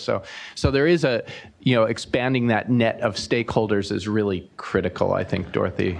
So thank you for that. Yeah, and if I can follow on that just with another driver comment, this is Tom Lent, Healthy Building Network. We've been working for a lot of years with a whole another driver, which is consumers of building products. Yeah. That is the whole architecture and design and construction community and the owners who actually finally pay the bills. And there's a great hunger there for more information, not only about what's bad and what they should be avoiding out of their building, but what they can reward that is good, which I think speaks directly to what we're talking about here. And so I would encourage you to think about that driver in addition to the regulatory drivers, particularly in the regulatory climate in this country nationally. There's no question that market drivers have some great advantages, and in just both practicality and flexibility, and in being directly related to what the manufacturers need to see, actual market for this stuff to rationalize the research and development to act on the assessments. It's messy. It needs those red, yellow, green type charts that Liz showed, and it needs great attention to communication in general, and communicating from science to actionable activities is not something scientists are very happy doing. Actually, making commitments on what you should do, as opposed to what we are increasingly seeing as a possible theory. But it's very important. It's also challenging because their attention span is short. They've got a lot of other issues they're dealing with, so they want simple, fast answers.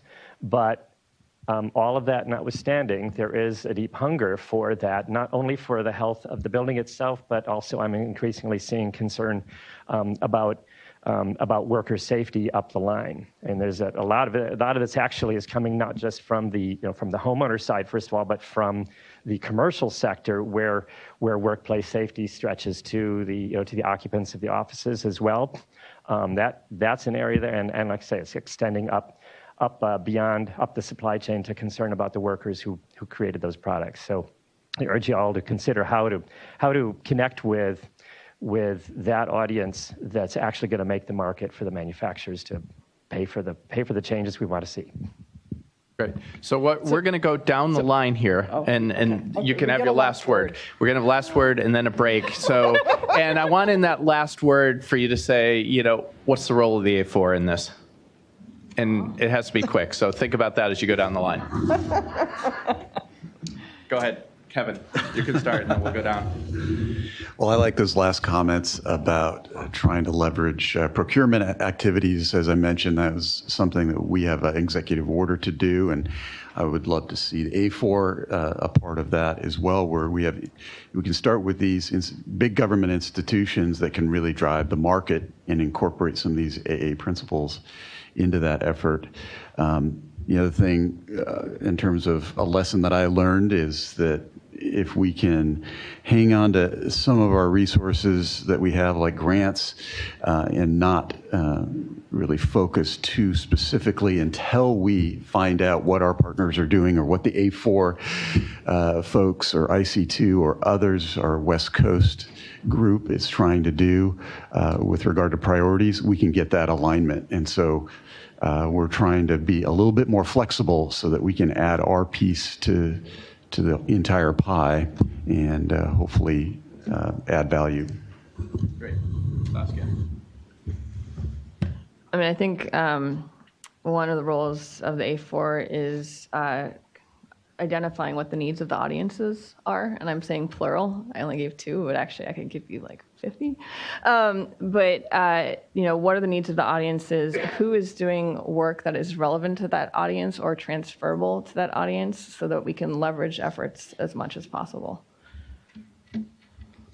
So I have to stick in one little comment in response to Dorothy and Tom's, which is that the P2 Oasis tool, born and bred within Work Environment Department, does include worker issues and everything from process factors and work environment to psychosocial factors. And those are always a challenge in terms of rating, ranking, et cetera. And so I would love to have both of your opinions on how we manage that. I think the A4 has huge potential. I think that one of the challenges is going to be this interdisciplinarity and people's bandwidth and time, given that many academic institutions and companies have a lot of priorities and narrow focus. So I think that's just something we need to keep a constant vigil on and make sure that everyone can show the value of this interdisciplinary group to their management. Couple of thoughts.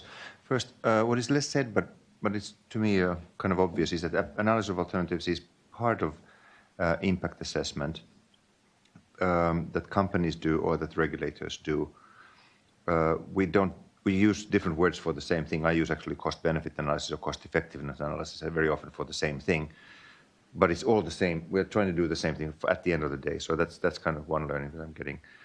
The other one is that I think we need to learn, it would be great to learn from the excellence of what's going on in Europe and in the US, or say US, Canada. And networking is clearly more developed here than we have in Europe. The networking is done differently in Europe because we have the European institutions who are doing it in a very different way. But this kind of networking we have less. And that's what I'm really thrilled about to come here. And maybe you can learn something from Europe as well in terms of at least regulation and get inspiration in that sense. And maybe A4 or some other context networking would be good ways of expanding, in a sense, of learning from each other. And why not have one of these meetings in Europe? I mean, I can tell you Helsinki is a fantastic place, capital of chemical universe, at least in Europe. Thank you very much. Yeah, exactly. Yeah, CU CTAC is one opportunity, for instance. Yeah. Jokes aside, that's right about it. I think we're going to take advantage of UPAC at least for a small A4 and help them. And then,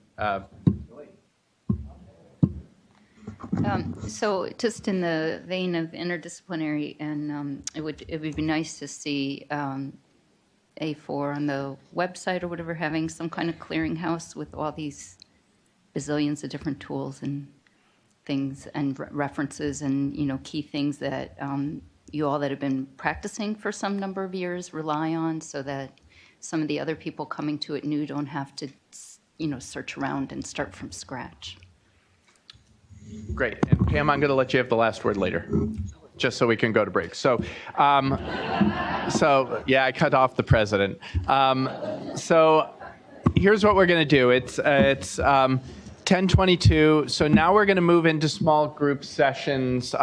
We're not going to do the emerging theme session. We're going to do 3. So as the sign says, so we're going to do one on capacity building and training. That's going to be in the coastal room, which is here. One on developing best practice standards. That's the Klamath room where the break is. And then training room 1, which is downstairs, the one downstairs. That's where we're going to do the discussion on linking alternatives assessment and design. So what we're going to do, we're going to take a break now. It's 10:23. We're going to start those discussions at 10:40. Okay, so be in the rooms by 10:40. We're going to take those discussions for a little over an hour, and then we're going to come back here at 11:45. So 11:45 back here, and we'll wrap up. If it's 11:50, we've got, and then we'll wrap up at 12:30, so we can get everyone on their way. So, thank you, panel. Let's get going. So what we're going to do now, we're in the home stretch. We're going to do report backs from the groups, and then we're going to have some closing thoughts from our folks from the California Green Ribbon Science Panel, Art and Kelly, and Pam, and then myself, and then we'll be on our way, or except for those of you staying for the course here. So why don't we start with the group that was in this room, the capacity and training group, and hear what you had to say or what came out of your discussion. Oh, sorry. Oh, you'll do great.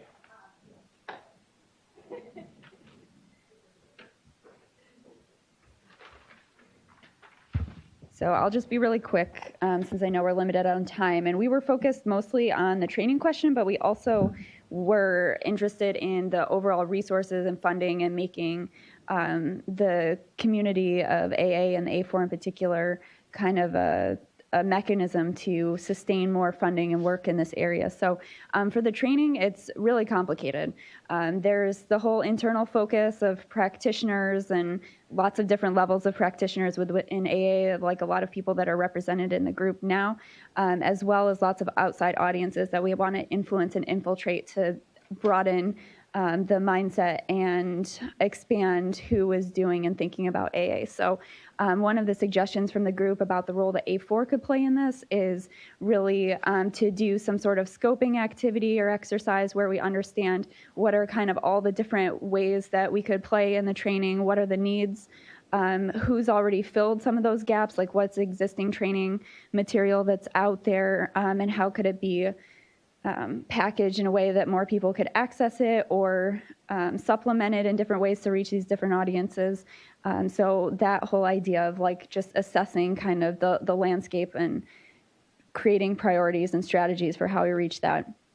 And then the resource question too, it was some folks suggested that the role that A4 could play in really having this broad mission and vision and bringing a strategic aspect to the alternatives assessment community, continuing to put out ideas about what the needs are and how we can collaborate on them to really strengthen funding for both individual organizations, businesses, practitioners working in this area, as well as making the organization kind of the preeminent place for alternatives assessment and advancing this idea. So we'll stop there.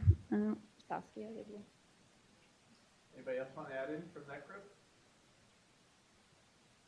Very good. So let's go to the green chemistry and design group, or linking green chemistry and design group. That's you, yeah. Sorry. I'm sorry, I got the name wrong. Got probably.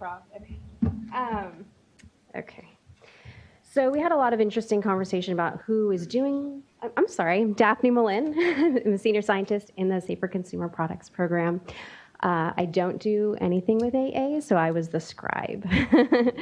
Okay, so we had a good conversation about who does AAs and who influences AAs, and we kind of identified some different roles. So, and those would then influence kind of the outcomes of the AAs, of course. So what we felt would be helpful for the A4 to think about are these audiences, and we lumped them into like developers, practitioners, regulators, and suppliers. And so outreaching based on those different disciplines would be really helpful.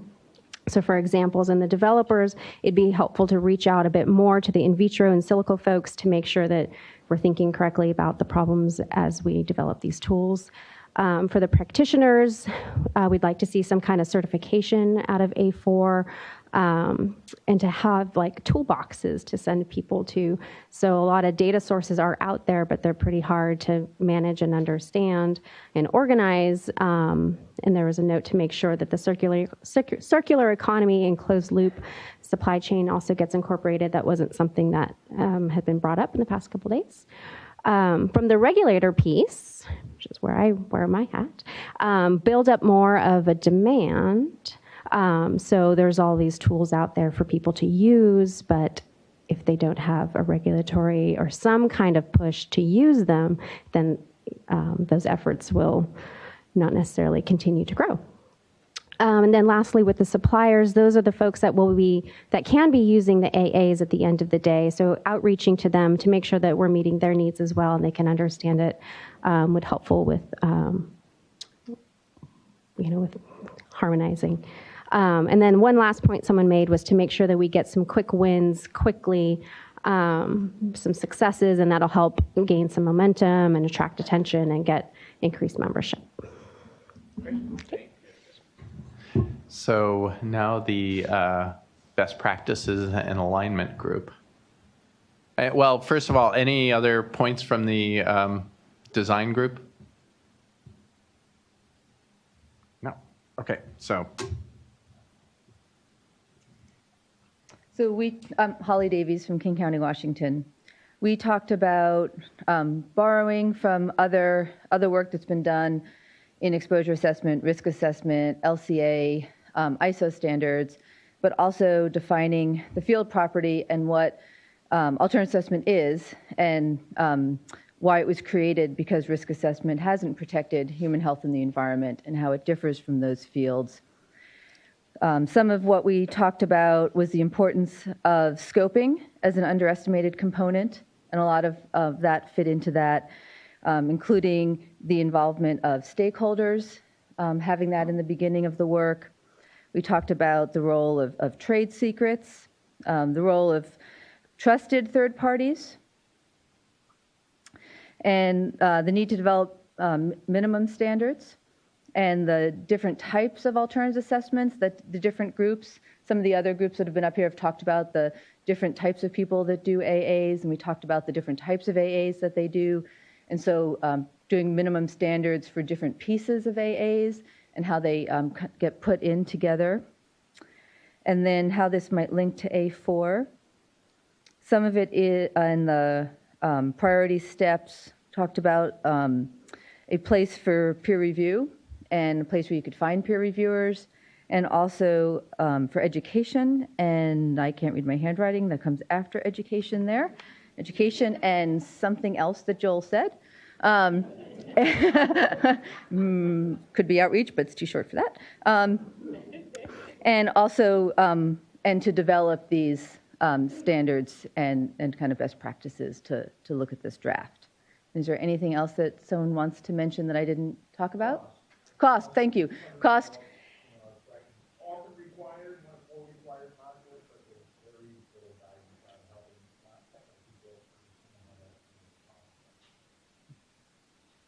Yes. I mean, I think what we heard is context matters, different, and we're going to have to map this out, how this all links from best practices to education to quality, what's the role of the A4. There's a lot of room for discussion about what that looks like, and we've got a ways to go till we get to the point of saying, yeah, and the A4 is the place to have that discussion, so I think it'll be great. Very good. Well, that was incredibly quick. So what we asked was, that's good because I know people are going to start going soon. We asked our two, and the chairs of the Green Ribbon Science Panels, you've heard State of California set up this group of experts to help inform the Safer Consumer Products program, and two of them have been very involved in these discussions over the last few years. Kelly Moran and Art Fong. Art was integrally involved in helping to launch the A4, and we thought from their perspective of overseeing an implementation of an alternatives assessment program and seeing what the last 2 days brought, we thought some perspectives from them would be very helpful. And over dinner at Frank Fat's last night, we had a lot of conversation, including Art's sordid history at Art Fat's, but we're not going to go into that one. But Art has a great, I think over beers you could talk about, I always thought Art was like the calmest person in the world, and in his younger days. But thank you, Art and Kelly, for sort of guiding a lot of this and challenging us too, which is what we need to be. So. As Joel mentioned, Art and I have the privilege of co-chairing the Green Ribbon Science Panel, and we advise the department. And we have a very broad charge, actually, also to provide information to the legislature and to advise on not just the science, but some of the other elements of the program. And there are several other panel members here. Maybe you could stick your hands up. Anybody still here? But the panelists have just been completely amazing. I came to this meeting because I really wanted to learn from all of you, get some insights to help me do a better job advising the department. And it's been a whirlwind day and a half. You guys have filled me with so many thoughts, ideas, challenges. I just can't thank you guys enough. And I'm really excited about how A4 is going to be playing a role in helping the future of the program. As Carl Palmer mentioned this morning, our program had a 10-year review by the Public Health Institute, and it's laid out some really interesting recommendations, and there'll be conversations around those at the Green Ribbon Science Panel and with the legislature. And we're really looking to learn about how California's role is going to be adjusted. We'll be doing a lot of exploring of resources and funding. That's one of the things I try to ask everybody where the money came from. And I can see that there's a ton of work here to get us from where we are today, which is largely funded by a few states and a lot of grants, and some very individual efforts that are directed by the funder to build our future profession and make it sustainable is a big lift. And that A4 is going to be critical in getting us from that bits and pieces role to something that's really institutionalized. So my vision for the future and for A4 is to play a really key role in that. And there's a tremendous amount of talent and teamwork in this room. So I'm excited to have joined A4 this morning. And I encourage everyone else to get on your laptop if you haven't done that already and do that and take us to the next level. And thank you for your part of helping California. Actually, I didn't know what I was saying yes to when Joe asked me a question at dinner. But I did jot down some notes. What really came across is that I was really energized, actually re-energized by the last 2 days, especially the level of passion and commitment. Wow, outstanding. And as part of the planning committee or team, so really gratifying to see the standing room only turnout. Wow. And not just that, especially the fact that people travel long distances from Europe, but actually because of that, I thought, now we're talking about management of hazardous chemicals and finding safer solutions or substitutes, and that to me is very much a global problem which requires a global solution. So one thing that I'm missing, and it's very much consistent with what Dorothy was saying, is that what I like to see next year is actually increased representation from places like Asia and China, where we do a lot of the contract manufacturing. And also that's where chemical manufacturing and use is really increasing. And also representation from places like Africa, because that's where the end of life struggles are. That's where finite resources, those questions they're struggling with. So next year, I'd like to see it even expand beyond what we have today, which again is excellent. Let's see what else. So again, just something that Kelly and Joe has said about. I mentioned specifically about passion in this room and the commitment. How do you actually translate that passion and commitment into actually positive solutions that are? And I'm going to channel my friend Debbie Raphael into solutions that are meaningful, impactful, and defensible.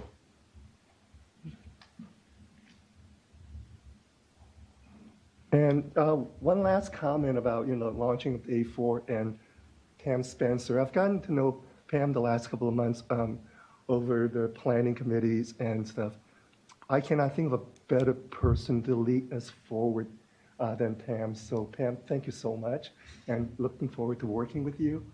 And the really great part about Pam is, you know how a lot of people in this community always look at the chemical industry as part of the problem.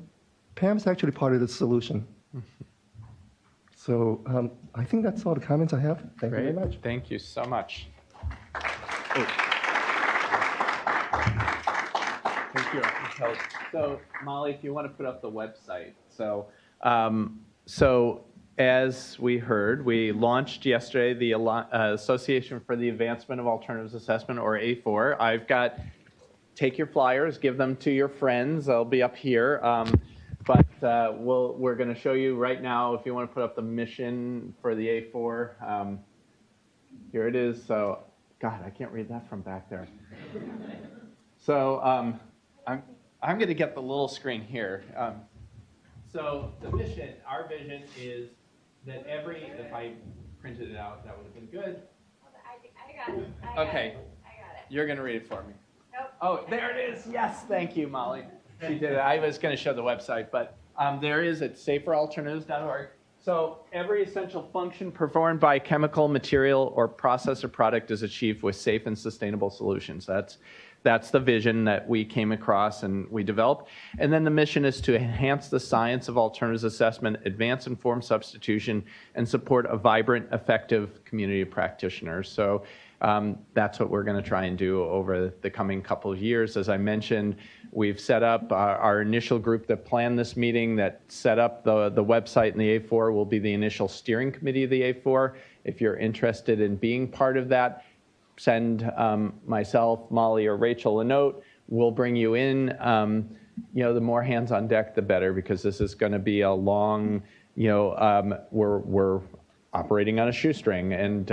And as Art rightly said, right, memberships in the A4, which we tried to set reasonable and are not going to pay the bills. So we're going to have to find funding models and ways to keep the momentum going. Right now, sweat equity will be the way we do it, and some grant funding. But we tried to lay out why should you join here, and we said, the A4 is the only professional association solely dedicated to advancing the science, practice, and policy of alternatives assessment and informed substitution. It's an interdisciplinary community of researchers, practitioners, and others working collaboratively to accelerate the transition to the use of safer chemicals, materials, processes, and products. And we have the top 5 reasons why you should join.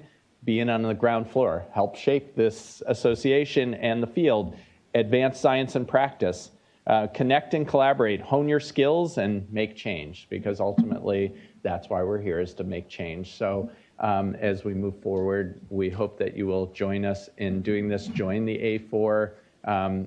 It's not very expensive. We need all the hands on deck that we can get. I've got the flyers here, and we asked our new president of the A4, as I mentioned last night. The Lowell Center for Sustainable Production will continue the coordination of the A4 for the next couple of years, with the idea that at some point it might spin off and become its own independent organization.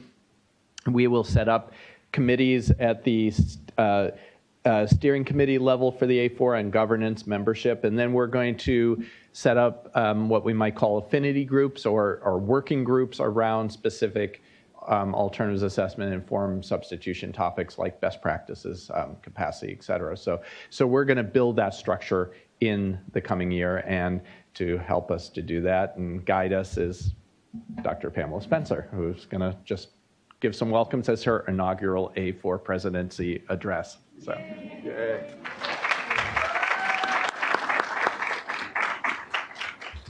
It's been a fun day and a half. Art, thank you for the kind comments, and I thank the committee and those who really put their faith and trust in me to be a partner with Lowell Center as we launch A4 and as we try to build out this community. I can't tell you how excited I am about this and how committed I am to this whole organization. For those of you who maybe don't know me so well, I'll give you just a little bit of insight that a colleague said about me one time, and he said, it's always good to think outside of the box, but Pam doesn't know there's a box. So that's a good thing, and it can be a bad thing. But I do think that the launch of A4 is an important event because we don't have a place to have these discussions anywhere.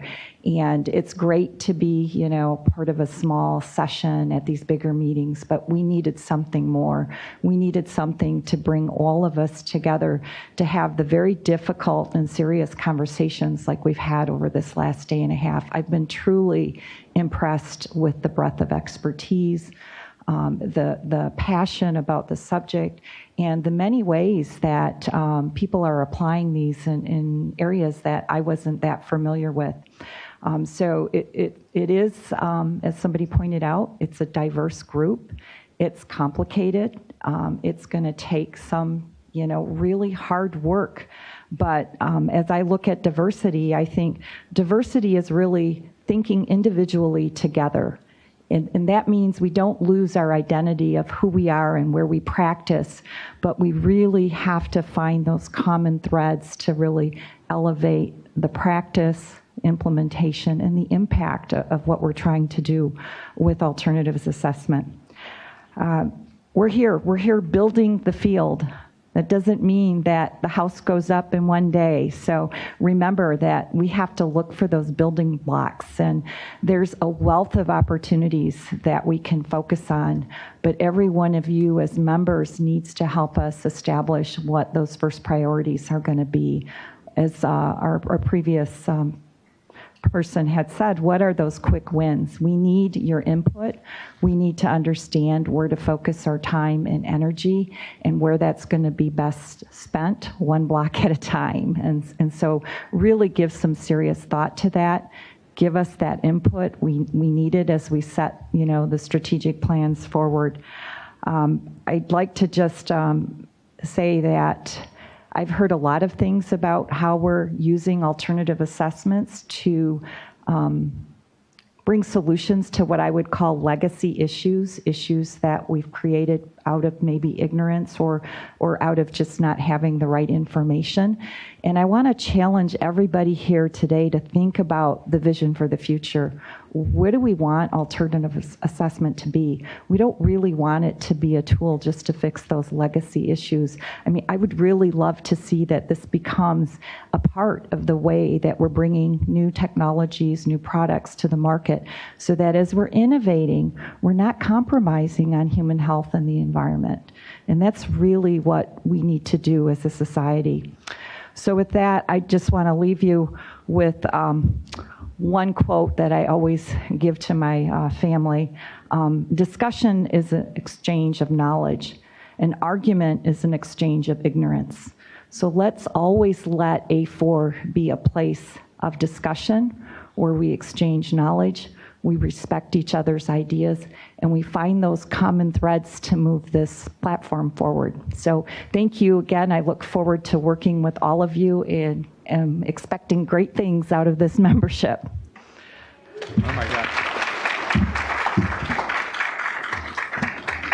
Wow, she's hired. That was better than, that was amazing. So I think that's the positivity here, and I'm really excited about what the next couple of years are going to bring, and I hope when we come back together in a year or 2 years, we'll figure that out as an advisory committee, that we will have made strides forward. And it's a diverse community, and there will be, I think Pam laid it out, is there's going to be room to disagree, and there's going to be room to agree, and I think the common theme is we all want to move towards safer, more sustainable chemicals, materials, and products. And that is a joint goal that everyone shares by being in here. So I think, what I heard over the last 2 days is, as we expand the community, there's going to be some bringing people up to speed and integrating into a community that is expanding, right? There was a small group of us who have been working together for a lot of years, and we have a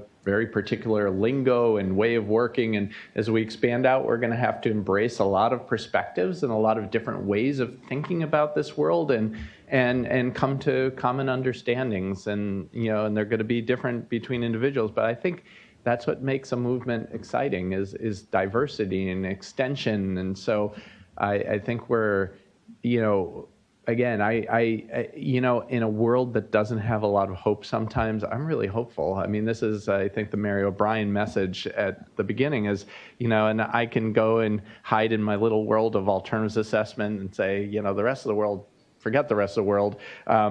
But it gives you some positivity, right? That this is positive, and positive directions are always a good thing, right? So, we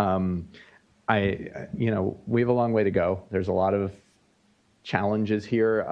My hope is that we dig into those challenges and we take, slow but concerted steps forward over the coming year to 2 years. I've seen it in the last 5 to 10 big changes, and now we've got to move. I'm hoping in 10 years we're not having the discussions that we had 20 years ago, which we've had on a lot of issues. So let's not have those discussions in 10 years that we did in the 90s.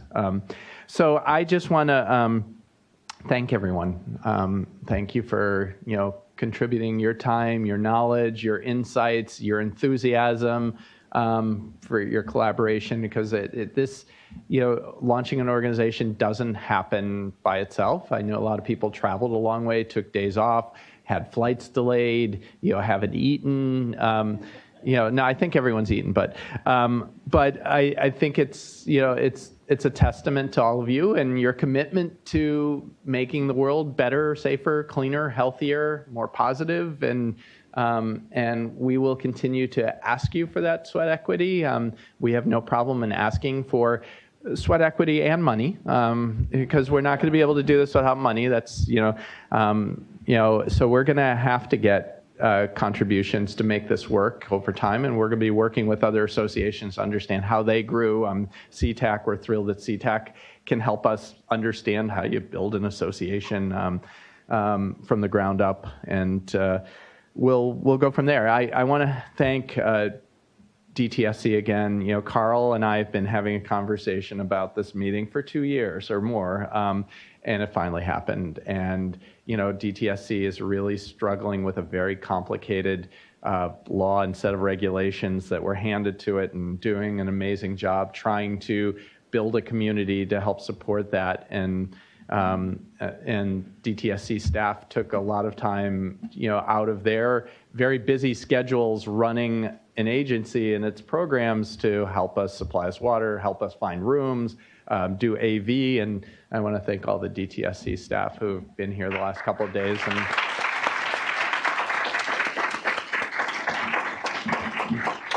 we all know your day jobs didn't go away when you were here, so we wish they did sometimes. But as I know, sending notes to students who got bumped out of their Blackboard exams, and they're like, I got bumped out, what do I do? I was like, I'm in a meeting, I can't really help you right now. But I did.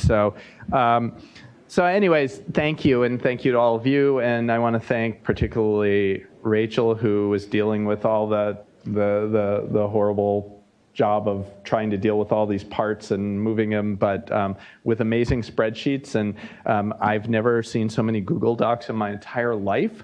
And I'm trying to figure out how to do it. And Molly too, for Molly's always so positive, and so having that energy is good for me. So thank you guys. And so I'm just going to let Carl have the last word. So thank you again. And we're going to be following up. Oh, a couple of logistical things. Badges, there's a box in the back. Just throw your badges in. We'll try and do the environmentally friendly thing and recycle them. You will be getting an email almost immediately of an evaluation. Tell us what worked, what didn't work, what you'd like to see, how you want to help us out into the future as you join. And Kelly, if you're the first one to have joined, you get a prize. So we'll have to look at the list and see who joined first. We'll put you into a lottery for something, take you out for a beer or whatever. But do encourage your friends, colleagues to join. We'll work on sponsorship models and all of that over time. So Slides. Oh, slides. We're going to be, for those of you who gave us permission, we're going to be posting the slides with the agenda on the A4 website. So it's just saferalternatives.org. I'll get that website. And I think any other logistical things we needed? No. So, the training, yes. Downstairs. So the training, for those of you staying to do the training, I think it's pretty amazing science. So if you are able to stay, please do stay for it. So with that, Carl, thank you again for your leadership. So I'll keep it really brief. I only have 3 key words. The first word is amen. I want to just say everything that Pam said, Joel, Art, and Kelly, thank you. The second word is gratitude. As Joel said, a lot of people made this happen. My staff, they're awesome. Thank you. Rachel and Molly, great collaborators and hard workers and wonderful to work with. And I want to do a shout out for Joel, because as Joel said, we've been talking about doing this for 2 years or more. And without his leadership for A4 in this meeting, we wouldn't all be here. And it's really important so that we continue that. So thank you, Joel. So the last word I have is looking forward, and that word is onward. It's like we have to keep this energy and focus, and we need to take that list that they put together with everyone that's here. We need to expand that list. We need to use that list to call each other and talk. We need to organically and formally, through A4, through all of our own work, keep those connections and make them grow. So there's a lot to do. So let's do it. So thank you, and safe journey home.